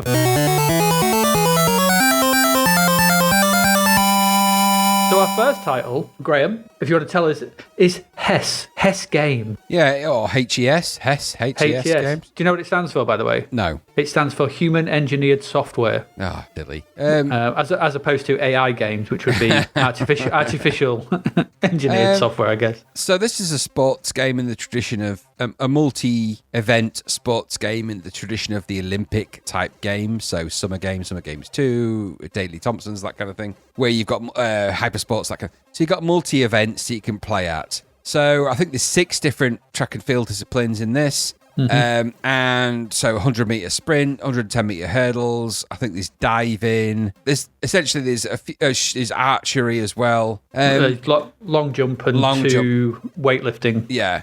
So it's not dissimilar to a kind of Summer Games, World Games, a bit of an offshoot of that, really. Mm. And I have to say, this is actually pretty good. So you can play the events. Obviously, it follows the same kind of control methodology as other games of this type. So waggling, pressing the button at the right time, jumping and landing. And the sprites are quite big and quite well animated. In fact, actually, I would say, even though they're kind of blocky, they're kind of very well animated. And you get to play through these events in a similar way to you do with these other kind of games. There's nothing to say about the format of the game other than the graphics are quite interesting. And the events are quite nice. I actually quite like this. For $2.99, this is apparently it's an older game, but for $2.99, this was actually pretty good.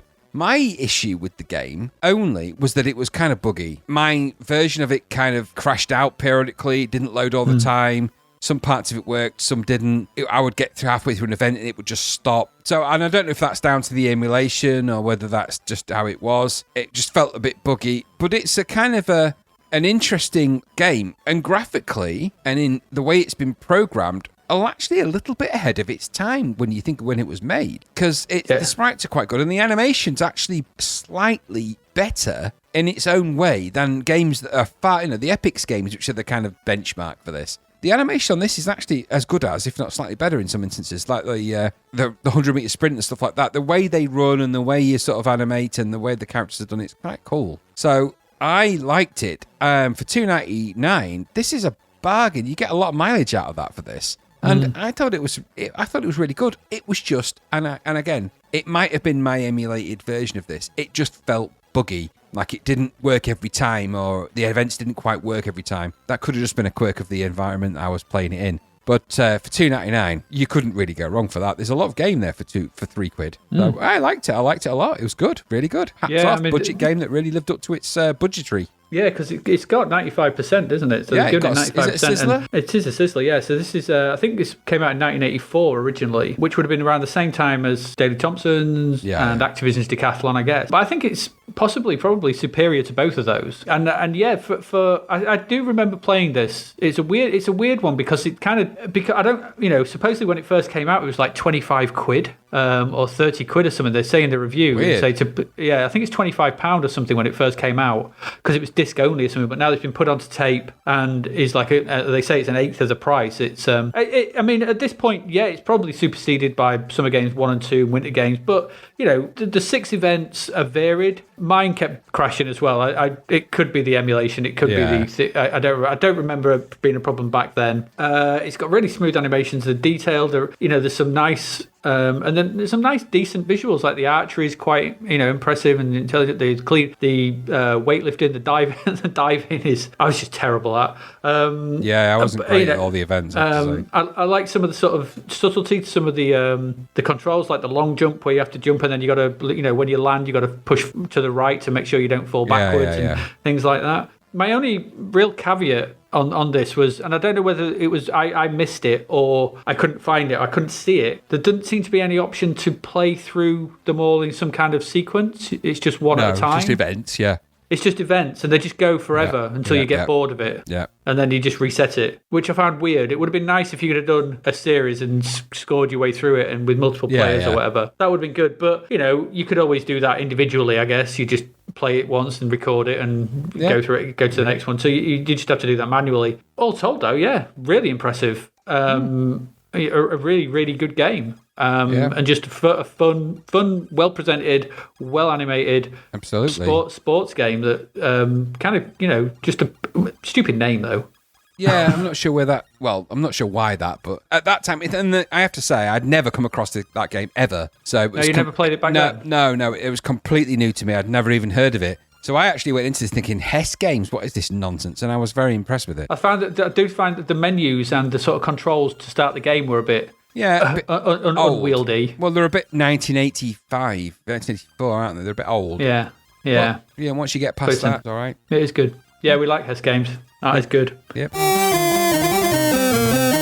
So, our next budget, our next creeper is New York City. Again, another Americana one, I believe. So... what is New York City? Now, I'm going to probably go off on maybe a bit of a tangent, but here. So this wasn't liked as much, 40%, $2.99 again. So some guy called Ed is on a trip from his local small town. He's gone to see the sights of New York City. So as this game starts, you have a top-down sort of view, Ghostbusters-like, I would say, almost a little bit, maybe sort of, but scrolling of New York City. And there are cars driving around, and you're driving a car as well. Your car is quite souped up, so you can plow through other cars and wreck them. The other cars just drive into each other randomly, but there are also pickup trucks as well. Don't drive into them. If you drive into them, your car will be crashed. You will end up in the hospital, and you've got to go get your car back from the garage. Something I could never manage to do. No. I can never manage to get back into it, so I'm not sure what that was all about. The whole point of the game is that you've got to go and visit all the sites in New York City. So you've got to visit Empire State Building, the zoo, the World Trade Centers, obviously they were still standing back then, and so on and so forth. You go into these, and in each setting, each site to see is a small mini game that you have to complete. Most of the ones I went into just came up with a massive closed. I don't know if you got that. So they just didn't work. The only one I could get working was the zoo, and I didn't understand what I was supposed to do until I realised, I have to section off all the animals into a grid of their own. But by that point, it was too late, and anyway, I ran out of money. Game was over. There's not much to this. It's kind of a strange game, and that's it really. You kind of, once you're out your car, you're on foot, you're wandering around, you're trying not to get hit by other cars drive around. This is top-down view. It's very simple, but the game that this reminded me of, and see if you think the same. I don't know if you have. This, because of the way it looks, and you're in New York City and you're driving around and there's cars going in, you put a gun in that guy's hand and you've got the original GTA. That's exactly what I've put. Oh, that's good. Yeah, this felt like the forerunner to the very first, or maybe even the second GTA. Yeah. Where, because obviously the first GTA, because it's a one-shot deal, isn't it? You die in the first GTA and it's game over. Yeah. I think it was GTA 2 that introduced the missions and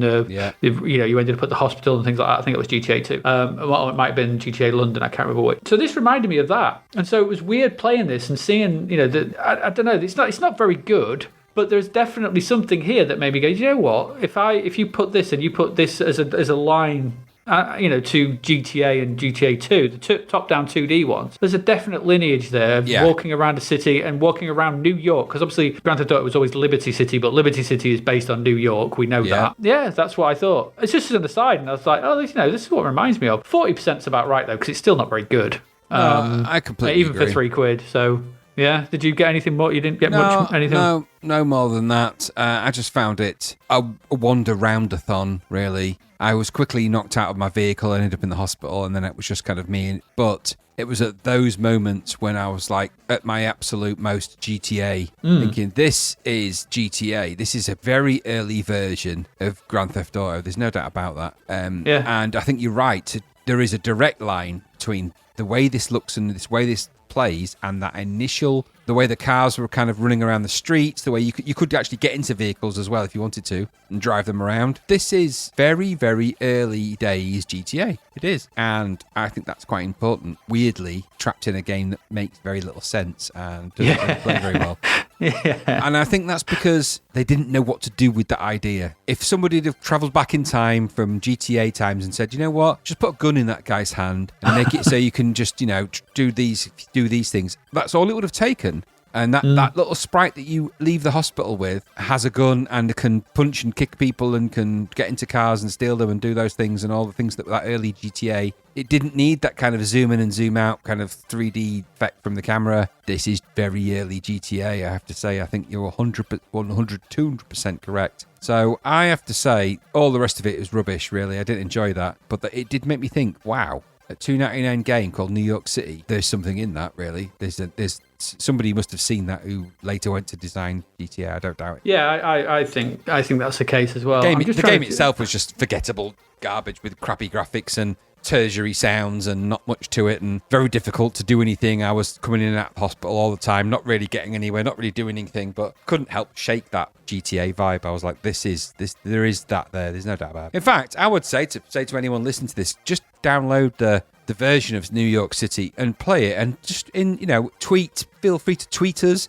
email us, zappedtothepast@gmail.com, and tell us what you think about that. Because I think you're exactly right. I think this is really, if you called this Grand Theft Auto in brackets New York City, I don't think it would be far off. It's not far off having the game mechanics of that game, and I would be really interested to know what people think about that. Yeah, well, that's the interesting thing, and I thought this was the case. Gary Penn joined DMA Design. Creative director Gary Penn joined the project. They were developing a new game, Race and Chase, in April 1995. The development team consisted of mostly inexperienced members who struggled with the task until producer and creative director Gary Penn joined the project. Originally scheduled for release in 1996, the game was ultimately released as Grand Theft Auto. There you go. I mean, I'm not saying it's looked back on this, but I wonder if this had there was some. It's not coincidence. This game has a look. Yeah. It can't be, and if it was a coincidence, both of us wouldn't have spotted it independently because we don't communicate when we play these games with each other. Yeah. When we play these games, while we're doing the research for the various podcast episodes, we don't communicate about the games themselves. We sometimes just send messages to each other saying, "Oh my god."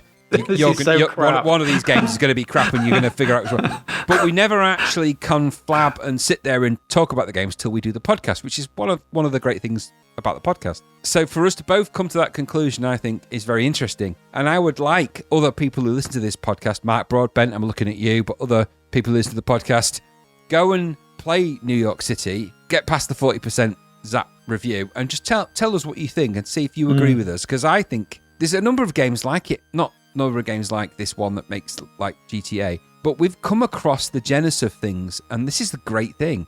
We talked about that with Law of the West and with these other games that have got those seeds are there. There's no doubt about that. These are the early versions. The computing power isn't there to be able to do a lot of the complexity, but the games themselves and the look and the way it works. And I think this is one of the most stark examples of that I think we've come across yet. Yeah, I agree. So go check it out because I think it's very, very interesting. Unfortunately, the game isn't.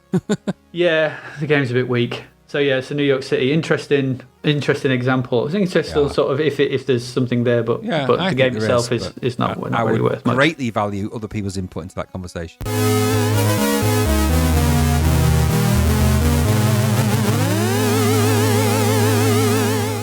Did you prefer it to our next game?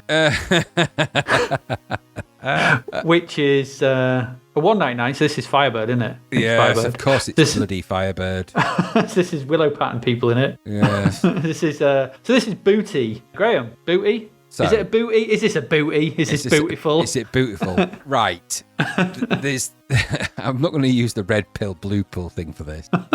on the surface, this game is a very bog standard. You're trapped in a ship. You've got to navigate the decks of the ship, collect keys to open doors, to collect the gems and avoid the baddies. The problem with this game is that it's actually incompletable because it's so crazy difficult to do those. Eventually you're never going to be able to do that. And it actually becomes impossible to do because on certain levels you've got a certain amount of time to get the final key, and if you can't get to that, it doesn't matter really. The idea of this game, the graphics in it are kind of very basic for what they are, but it's basic for a $1.99 game. Well, there's other $1.99 games that have this kind of basic graphics, so okay, it's kind of, and the ship is kind of brown and you can go up and down the levels. So it's not a very good game in the sense that it's a puzzly, multi-level platformer type thing, really, and not a great one. However, this is the only Commodore 64 game ever that my dad actually liked. I did wonder because you messaged me going, "Oh my God, Booty's on here," and I was like, "And?" Now, my dad was. I've said it before. My dad was in the Merchant Navy for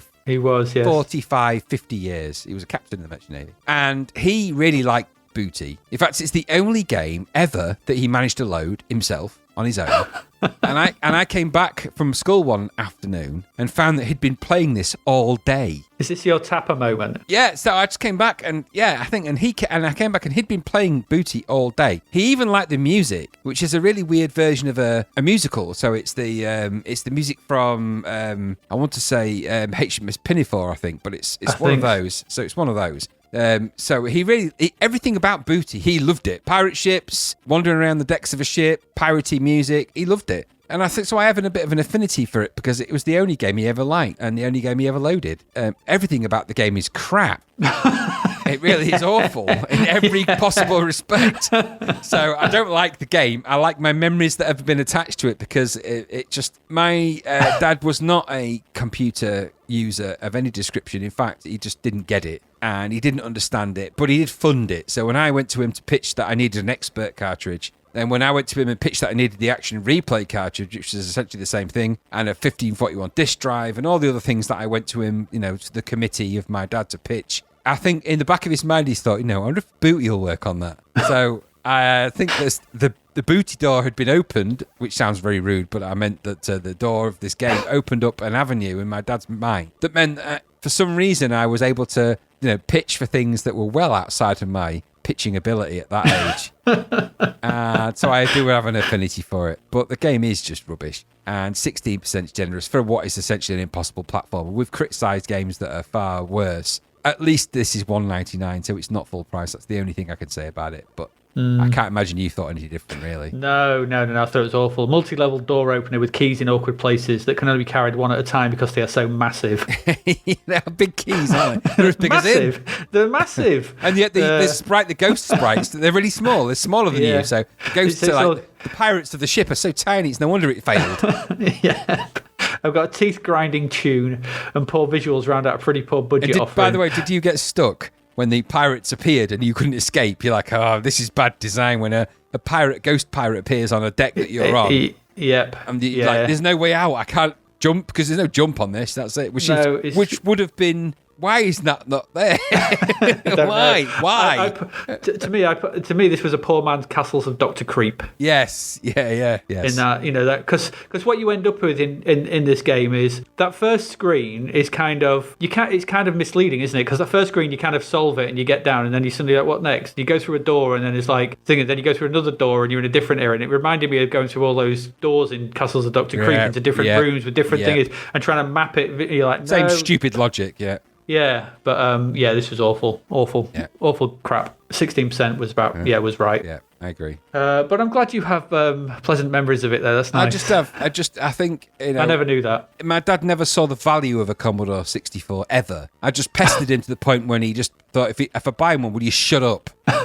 And so when I got it, then it was after that, I was forever felt like I had to try and prove that it had value to him. So learning to program on it in BASIC, learning to then do machine code and do all of those things that I did, it didn't matter to him but playing Booty really mattered to him.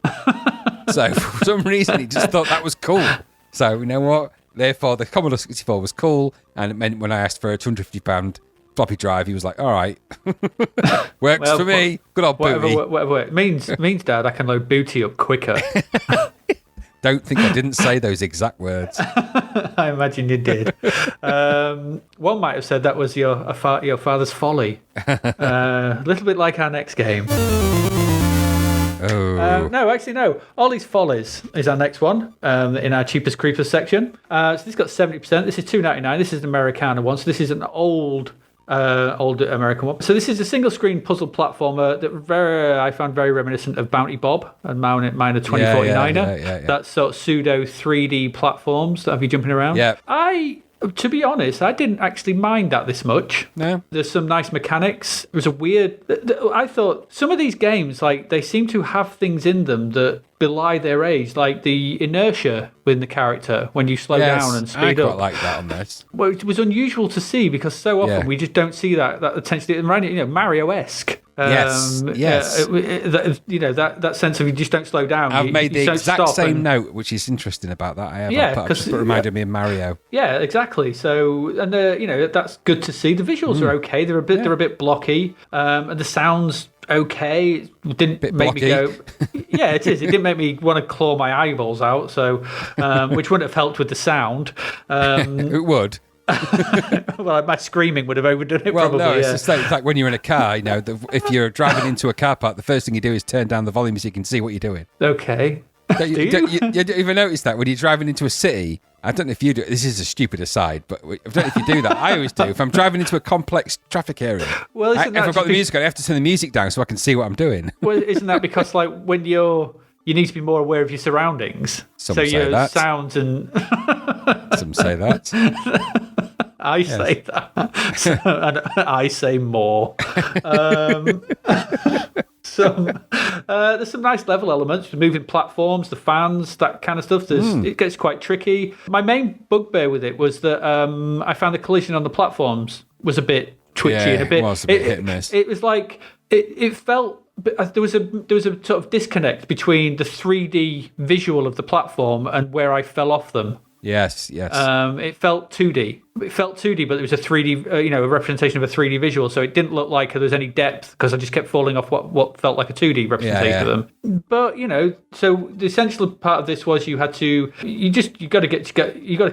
collect objects, aren't you? You got to collect some stuff around, kill stuff on the thing, and get to the exit and move on to the next screen where there's extra mechanics, and you carry on. And I quite like the way you had to move around the levels sometimes you had to kind of work it out. It wasn't always totally obvious, so it wasn't a straight run from A to B. You kind of had to loop through, even though it was a single screen. They were kind of planned in a way that you've got to drop down there, go back there, don't jump there, and work your way through. 70%, I'm probably in agreement with that. I think this is probably about right. I enjoyed this as a platformer, an old school platformer that does exactly what it says on the tin. Stupid name, but I just didn't make me angry.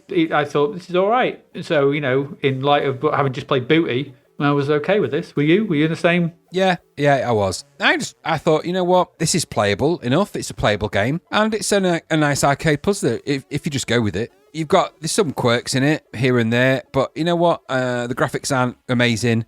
Sounds okay. It's of its time a little bit. It's a bit dated in this modern world of 1986, but and it's got that toughness, of course. It's quite a hard game, but for $2.99, it ain't bad at all, actually. I enjoyed my time with it. I thought it was a nice little arcade puzzler. And if you go with the logic of that and don't expect it to be mind-blowing for $2.99, I think you've got a bargain on your hands, and it's well worth the 70%. It's certainly better than some of the others we've played, so it's way better than Booty. Don't tell my dad, though, but it's well better than that. But I won't mention it to him now. But yeah, good. It's good. Good. I liked it. Yeah. Yep. Was he the same character in another game that we'll check in a minute as well? I think he was. I think it was the same sprite, wasn't it? I think it was, yeah. Very similar. Anyway, so that's Ollies Follies. Yeah, that's all right, 70%. Our next one up, Moon Shuttle. Yeah. So we go from the reasonably good... Well, I say, actually, that's not fair to Ollies Follies. The better than average Ollies Follies to the stupid crap that's Moon Shuttle. So this is Moon Shuttle, $2.99. Again, part of the whole crap-a-rama of some of these budget games not being great. Shoot 'em up, very basic shoot 'em up. So essentially Space Invaders, really, with sort of added graphics of a type. You've got to shoot through the asteroid field, and then you get an enemy wave, which is kind of a floaty Phoenix style. Well, I say Phoenix style, less enemies than Phoenix style. So a small collection of sprites shoot at you, and you shoot at them. And once you get through that, it's more of the same, more of the same, more of the same. So, then you get to the next asteroid field and it's moving and you've got to shoot through that. A little bit like you do in the Tron arcade game where you have to shoot into the MCP and you've got to shoot shoot the so it's that kind of thing. So a multi-level shoot the baddies, shoot the thing, shoot the baddies, shoot the thing. A very bog standard early shoot 'em up. Graphics are okay, but very small, not many of them. I think you can choose different difficulty levels. No, you can't actually, not this one. I think you've got lives and there's no way of changing anything in it really. You just start the game and just shoot your way through. I just felt that it was, out of all the games we played for this kind of section, this perhaps felt the most out of its time. Had this been released at 1982, 1983, I could see it being a kind of passable Space Invaders-ish clone. But in 1986 for $2.99, I think you're pushing it. So for me, it was just kind of, it's not a very interesting game to play because there's not a lot to it. There isn't enough enemies in it for it to be difficult for us to shoot them up, so boring. And I found myself ploughing through it really easily. I don't know if that... Yeah, it's not particularly hard. I think 13% is way too harsh, though, if I'm perfectly honest. Because it's simple. But in amongst everything here, I was expecting this to be god-awful. The 13%, you're thinking, oh, God, this isn't going to be great. And yet... maybe going in with that low expectation coloured my perception maybe a little bit, because I actually, for the few minutes I spent playing this, and it was a few, I'm not going to say it was very long, 15, 20 minutes, whatever it was, got a few goes. I enjoyed it. I had a bit of fun. I didn't really mind it. It is. I think you are bang on the money. It's a 1982 arcade shooter in that Phoenix, Galaxians, Space Invaders, early style, and that's exactly what this is. I quite liked the different style of enemies on each level. I mean, obviously once you get through, you have to get through the asteroid field each time, but the different style that you have and the weirdness of them as well. I thought, different sprites, the jellyfish in the third level, there's the weird sort of pencils with wings or whatever they wear in the second level, there's the strange sort of rotatey ass things that whatever they look like in that first level. They did look like asses that fired bullets out their bum holes, didn't it? I didn't know what the hell they were, but yeah. And it, they all had different movements and different movement patterns and stuff to get past. So it wasn't just the same thing over and over. I actually quite liked your main sprite. It was chunky, but it was a rocket, and it was recognizable as a rocket. It wasn't bad. I think you're right in that this is probably $2.99 is maybe this. $1.99 would have been more in time. Sort of thing. It reminded me of like old Jetpack and things like that, and things that were released in 83, 84, 82, and for that it is what it is. But I don't know if I'd have bought it, if that's all there was, I'd have probably been a bit like, it's a bit on the easy side and a bit simple. But as I didn't, and I think 30% was too, maybe right. I don't know, but I didn't hate this as much as I hated some of the stuff we've had to endure. No, I agree, and I prefer this to Southern Belle. Yeah, exactly. At least it runs at faster than 1 FPS or whatever that was. SPF. 1 SPF. But sun protection factor. I think I don't know about you, but when I read Moon Shuttle, I was expecting it to be a bit like Moon Buggy. So I was kind of expecting that. So when it came up with as a Space Invaders, I was like, oh, okay, it's a Space Invaders kind of game. And I think you're right. 13% is a bit harsh for what it is. I wouldn't say it was amazing, but I don't know if that's a bit because the sound is not great in either, but it's a bit low. But it was a pleasant enough game. This is one of those Nana games we spoke about before, but this isn't one you're going to push her down the stairs for. No, a hip's going to be safe with this one. If you got this one, she's like, "But your moon shuttle agent, because I know you like shuttles and the moon." And when you played it, you'd be like, "It's all right, it's possible." So you live another year. I'll see you next Christmas. See what rubbish you buy me. I'll make sure I chop the potatoes in half so there's no choking risk this year. Yeah, I'll cook them all the way through this time. The sprouts will be boiled for longer. It's actually not bad, is it? I think you're right. $1.99 is a more applicable price for something as simple as this, but it's all this right. would have reminded me. This reminded me of it. I think $1.99, and if I'd have bought this from Four Boys, the news agents, the news agents in 1984, I'd have been like, you know what, it's all right. There's one we did buy that was some kind of jetpack rip-off that was okay, and I think if I'd have bought that then, I'd have been all right with this. I'd have been like, there's a few levels. I'd just be happy shooting stuff. Yeah. And, the only game I ever bought from Four Boys, the news agent, was Arabian Nights, and I have not forgiven them yet.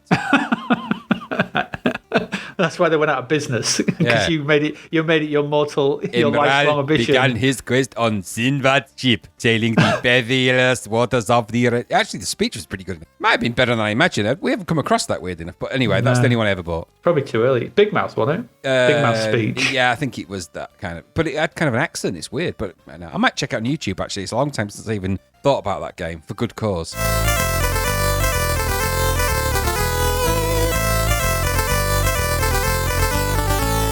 All right, we've got two left in this budget roundup. The next one up, we've got Scrolls of Abadon, another $2.99 Americana one. This sees the guy from Ollies Follies moved into a 3D Pac-Man alike, but with a twist. So Scrolls of Abadon, it's a strange name. It sees you trapped by a wizard in an isometric Pac-Man variant, and it's probably not something you want to happen. So you traverse the maze. The difference is here, the twist on this Pac-Man type thing, apart from it being 3D isometric, slightly isometric view, is that when you move, you lay down an arrow behind you, which is the direction you came from, which means you can't backtrack. So you then have to carefully start planning your route around this maze, because you can quickly not back yourself in. You've always got a way out. You can always move forward, but you suddenly might find yourself having to go all the way back to the top just to come loop back round to get to the bottom. So you've got to collect all the sort of gems, like all the pills in Pac-Man. Once that happens, you then open up for sort of trapdoors to different maps. You can go on them and they head up, down, left, right.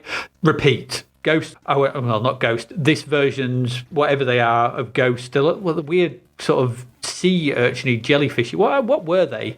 They were like seahorsey type something. I want to say weird. I want to say seahorses. Yeah, they were like weird sort of things that move around. So you got to avoid them. You can find scrolls every now and again from the wizard. And then allows you to type in a word and gives you certain powers. The only one I actually found was walk. Did you find that one? Yes, I think I did actually. So what you type in walk, and what that allows you to do is it allows you to walk against the grain of the arrows, so you can backtrack. The arrows stay there, but you can then have free movement around the thing. I think you get 20 moves to do that. So there's these things sort of lifted up slightly. I mean, it's got 28% in Zapped, which again I think was a little bit harsh because I didn't particularly, I played it for a fair bit. I went through some mazes. I think the problem with this is it's just a bit samey. Yes. But its central core conceit of this kind of multiple Pac-Man mazes and these maps and this sort of notion of trying to map your way through by, and then you can quickly sort of find yourself in a dead end with monsters on either way and you can't move out. Kind of reminded me of that stupid web game, Dickie's Diamonds, I think, where if you don't want to go backwards because you lose your flight. So there is that about it. And it's okay. The spells allow it to be mixed up a bit. It's clearly 1984, and it's clearly the guy from Ollies Follies, but it was all right. Strangely enough, I didn't get annoyed by this. I think 28% was too harsh. I don't know.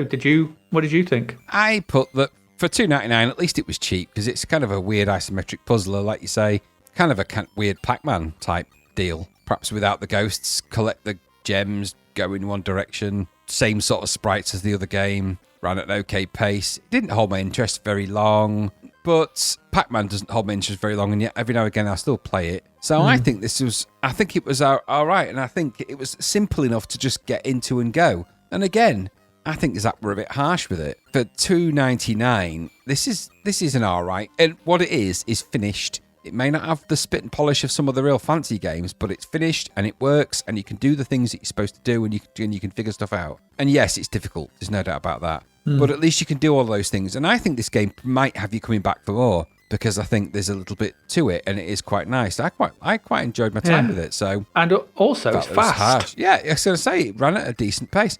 The other game did as well. These aren't slow. No, these aren't one frame per second train games, are they?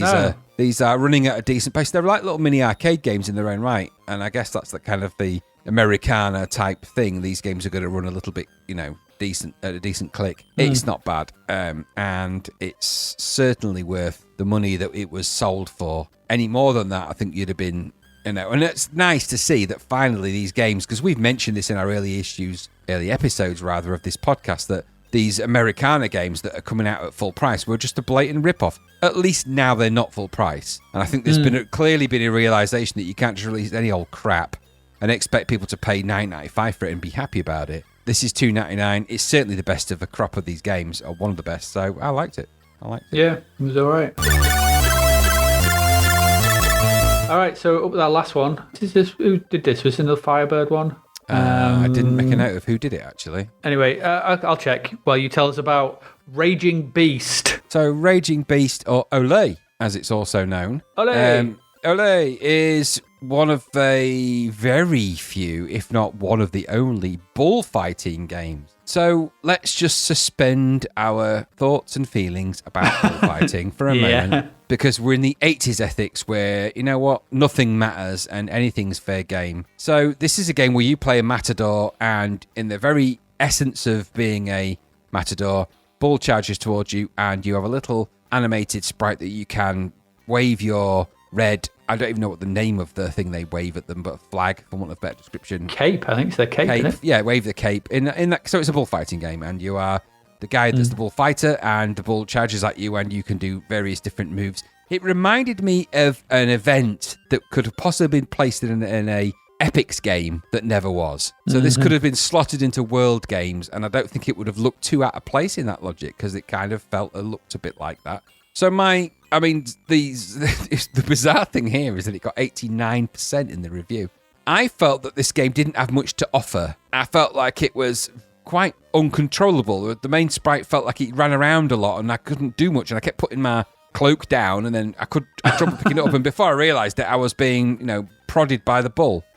Or hit by the horns. I'm not sure which sounds awful, whichever way you say it. So even if the ethics of the game weren't an issue, which for me they are, because I don't like the idea of bullfighting at all. But let's just, suspend. And did I feel like way back in 1986? I probably had no opinion on bullfighting.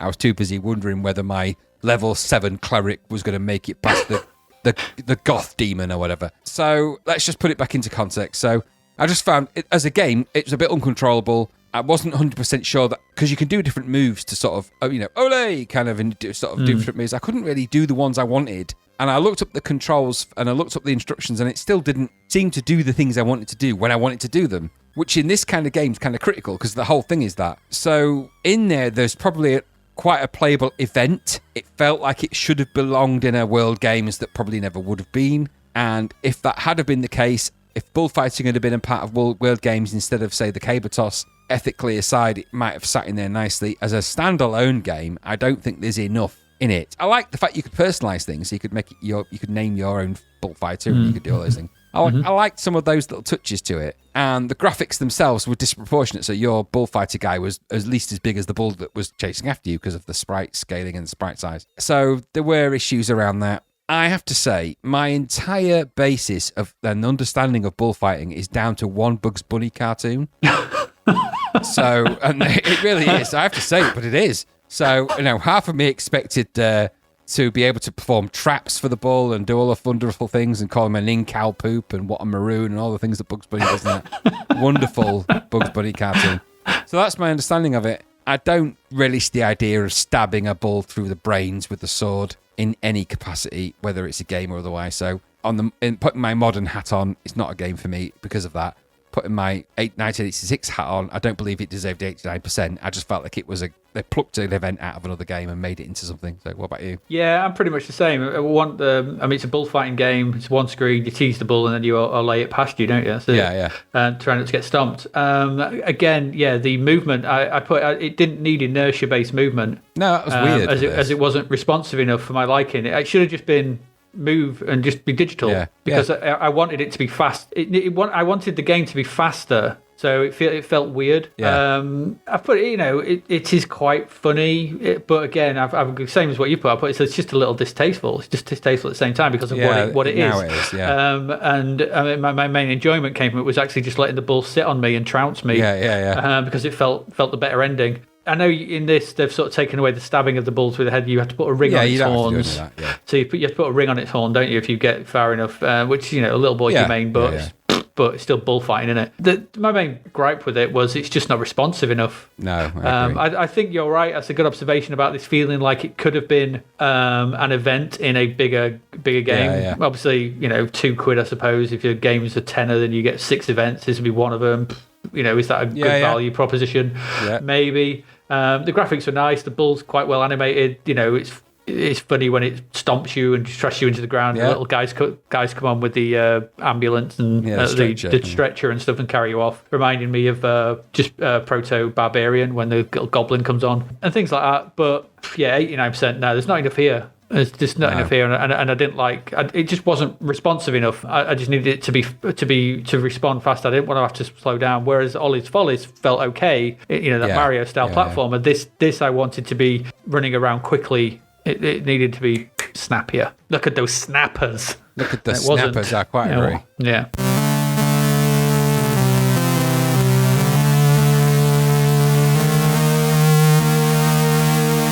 There you go. That's it then. Phew. That's a chunk of games. That was a fair few, wasn't it? That. Yeah. Well, we've got the same next week as well. You know what? We've given the budget games the same credence and a little bit of like I said in that message to you. When I've played these games, I haven't gone at them full bore. This game's out of its time, out of its depth. I've given them some leeway because of the nature of what they are and when they're released and stuff. Yeah. And like I've said, some of the games I think were way better than Zapped gave them credit for. So, and I think you said the same. Yeah, I think it's pretty good that we're kind of in agreement on most of these. Yeah. It's kind of strange because, like you say, we don't converse. No, absolutely. And I found myself aligning to Julian Rignall more and more and more because I played all the games for this, and then I went back and read the Zap reviews, and I found that I was very aligned to Julian Rignall on, at least for this episode. It might change for the next one, but I do. Who knows? Right, there we go. That's this episode for you. We've looked at tons of games. What have we looked at? We've looked at, oh God, where's the list? We've looked at Leaderboard, which we liked, Popeye, which we didn't like, World Cup Carnival, which was a joke of a game. We've looked at Southern Belle, which introduced us to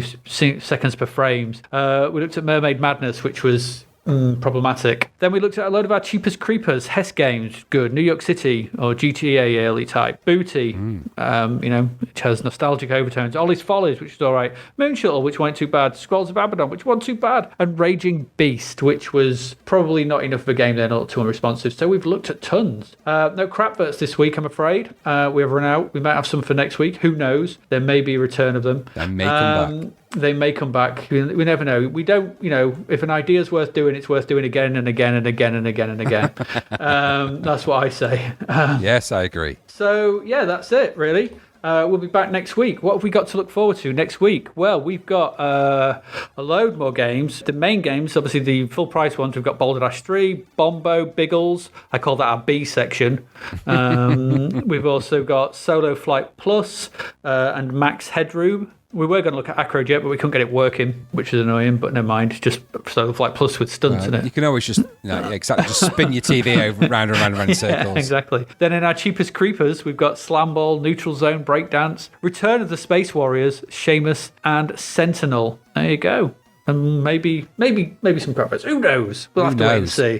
Who can tell? Who could tell? Not me, not by looking at this agenda. Not me, though. Not me. I love Krusty. He's going to come back and save everything. All right, so there we go. That was this episode of Zapped to the Past. I have been Adrian Mills. I have been Graham Radding. And we, as I said, have been Zapped to the Past. See you next week. Thank you for listening to the Zapped to the Past podcast. We hope you enjoyed our deep dive into the world of Commodore 64 games, as well as the music, films and TV from around the 1980s, driven, of course, by the issue of Zap 64 magazine published at that time. We will return with a whole new batch of games and stuff to talk about next week. Until then, if you want to listen to or download previous episodes of Zapped to the Past, and why wouldn't you, they can all be found on our website at zappedtothepast.com, as well as being available on Podbean, Apple Podcasts, Google Podcasts, Spotify, Deezer, Audible, Player FM, and, well, pretty much anywhere where we can upload them. By the way, we do always love to hear from our amazing listeners, so if you'd like to contact us about anything in the podcast or beyond, you can do so by emailing us at zappedtothepast@gmail.com. We're also active on Twitter under @ZapTother, as well as Facebook, Instagram, and most social media platforms. Just search for Zapped to the Past and you'll find us. Oh, and if you like the podcast and what we're doing, please do like, share, review, rate us. It really helps. Something, apparently. The Zapped to the Past podcast is written and produced by Adrian Mills and Graham Raddings and recorded at Flaky Bits 2.0 Studio. All opinions expressed are those of the writers, and while we indeed love Zap 64 magazine, the Zapped to the Past podcast is not affiliated with it in any way. Stay safe, see you next time, and remember, we play these games so you don't have to.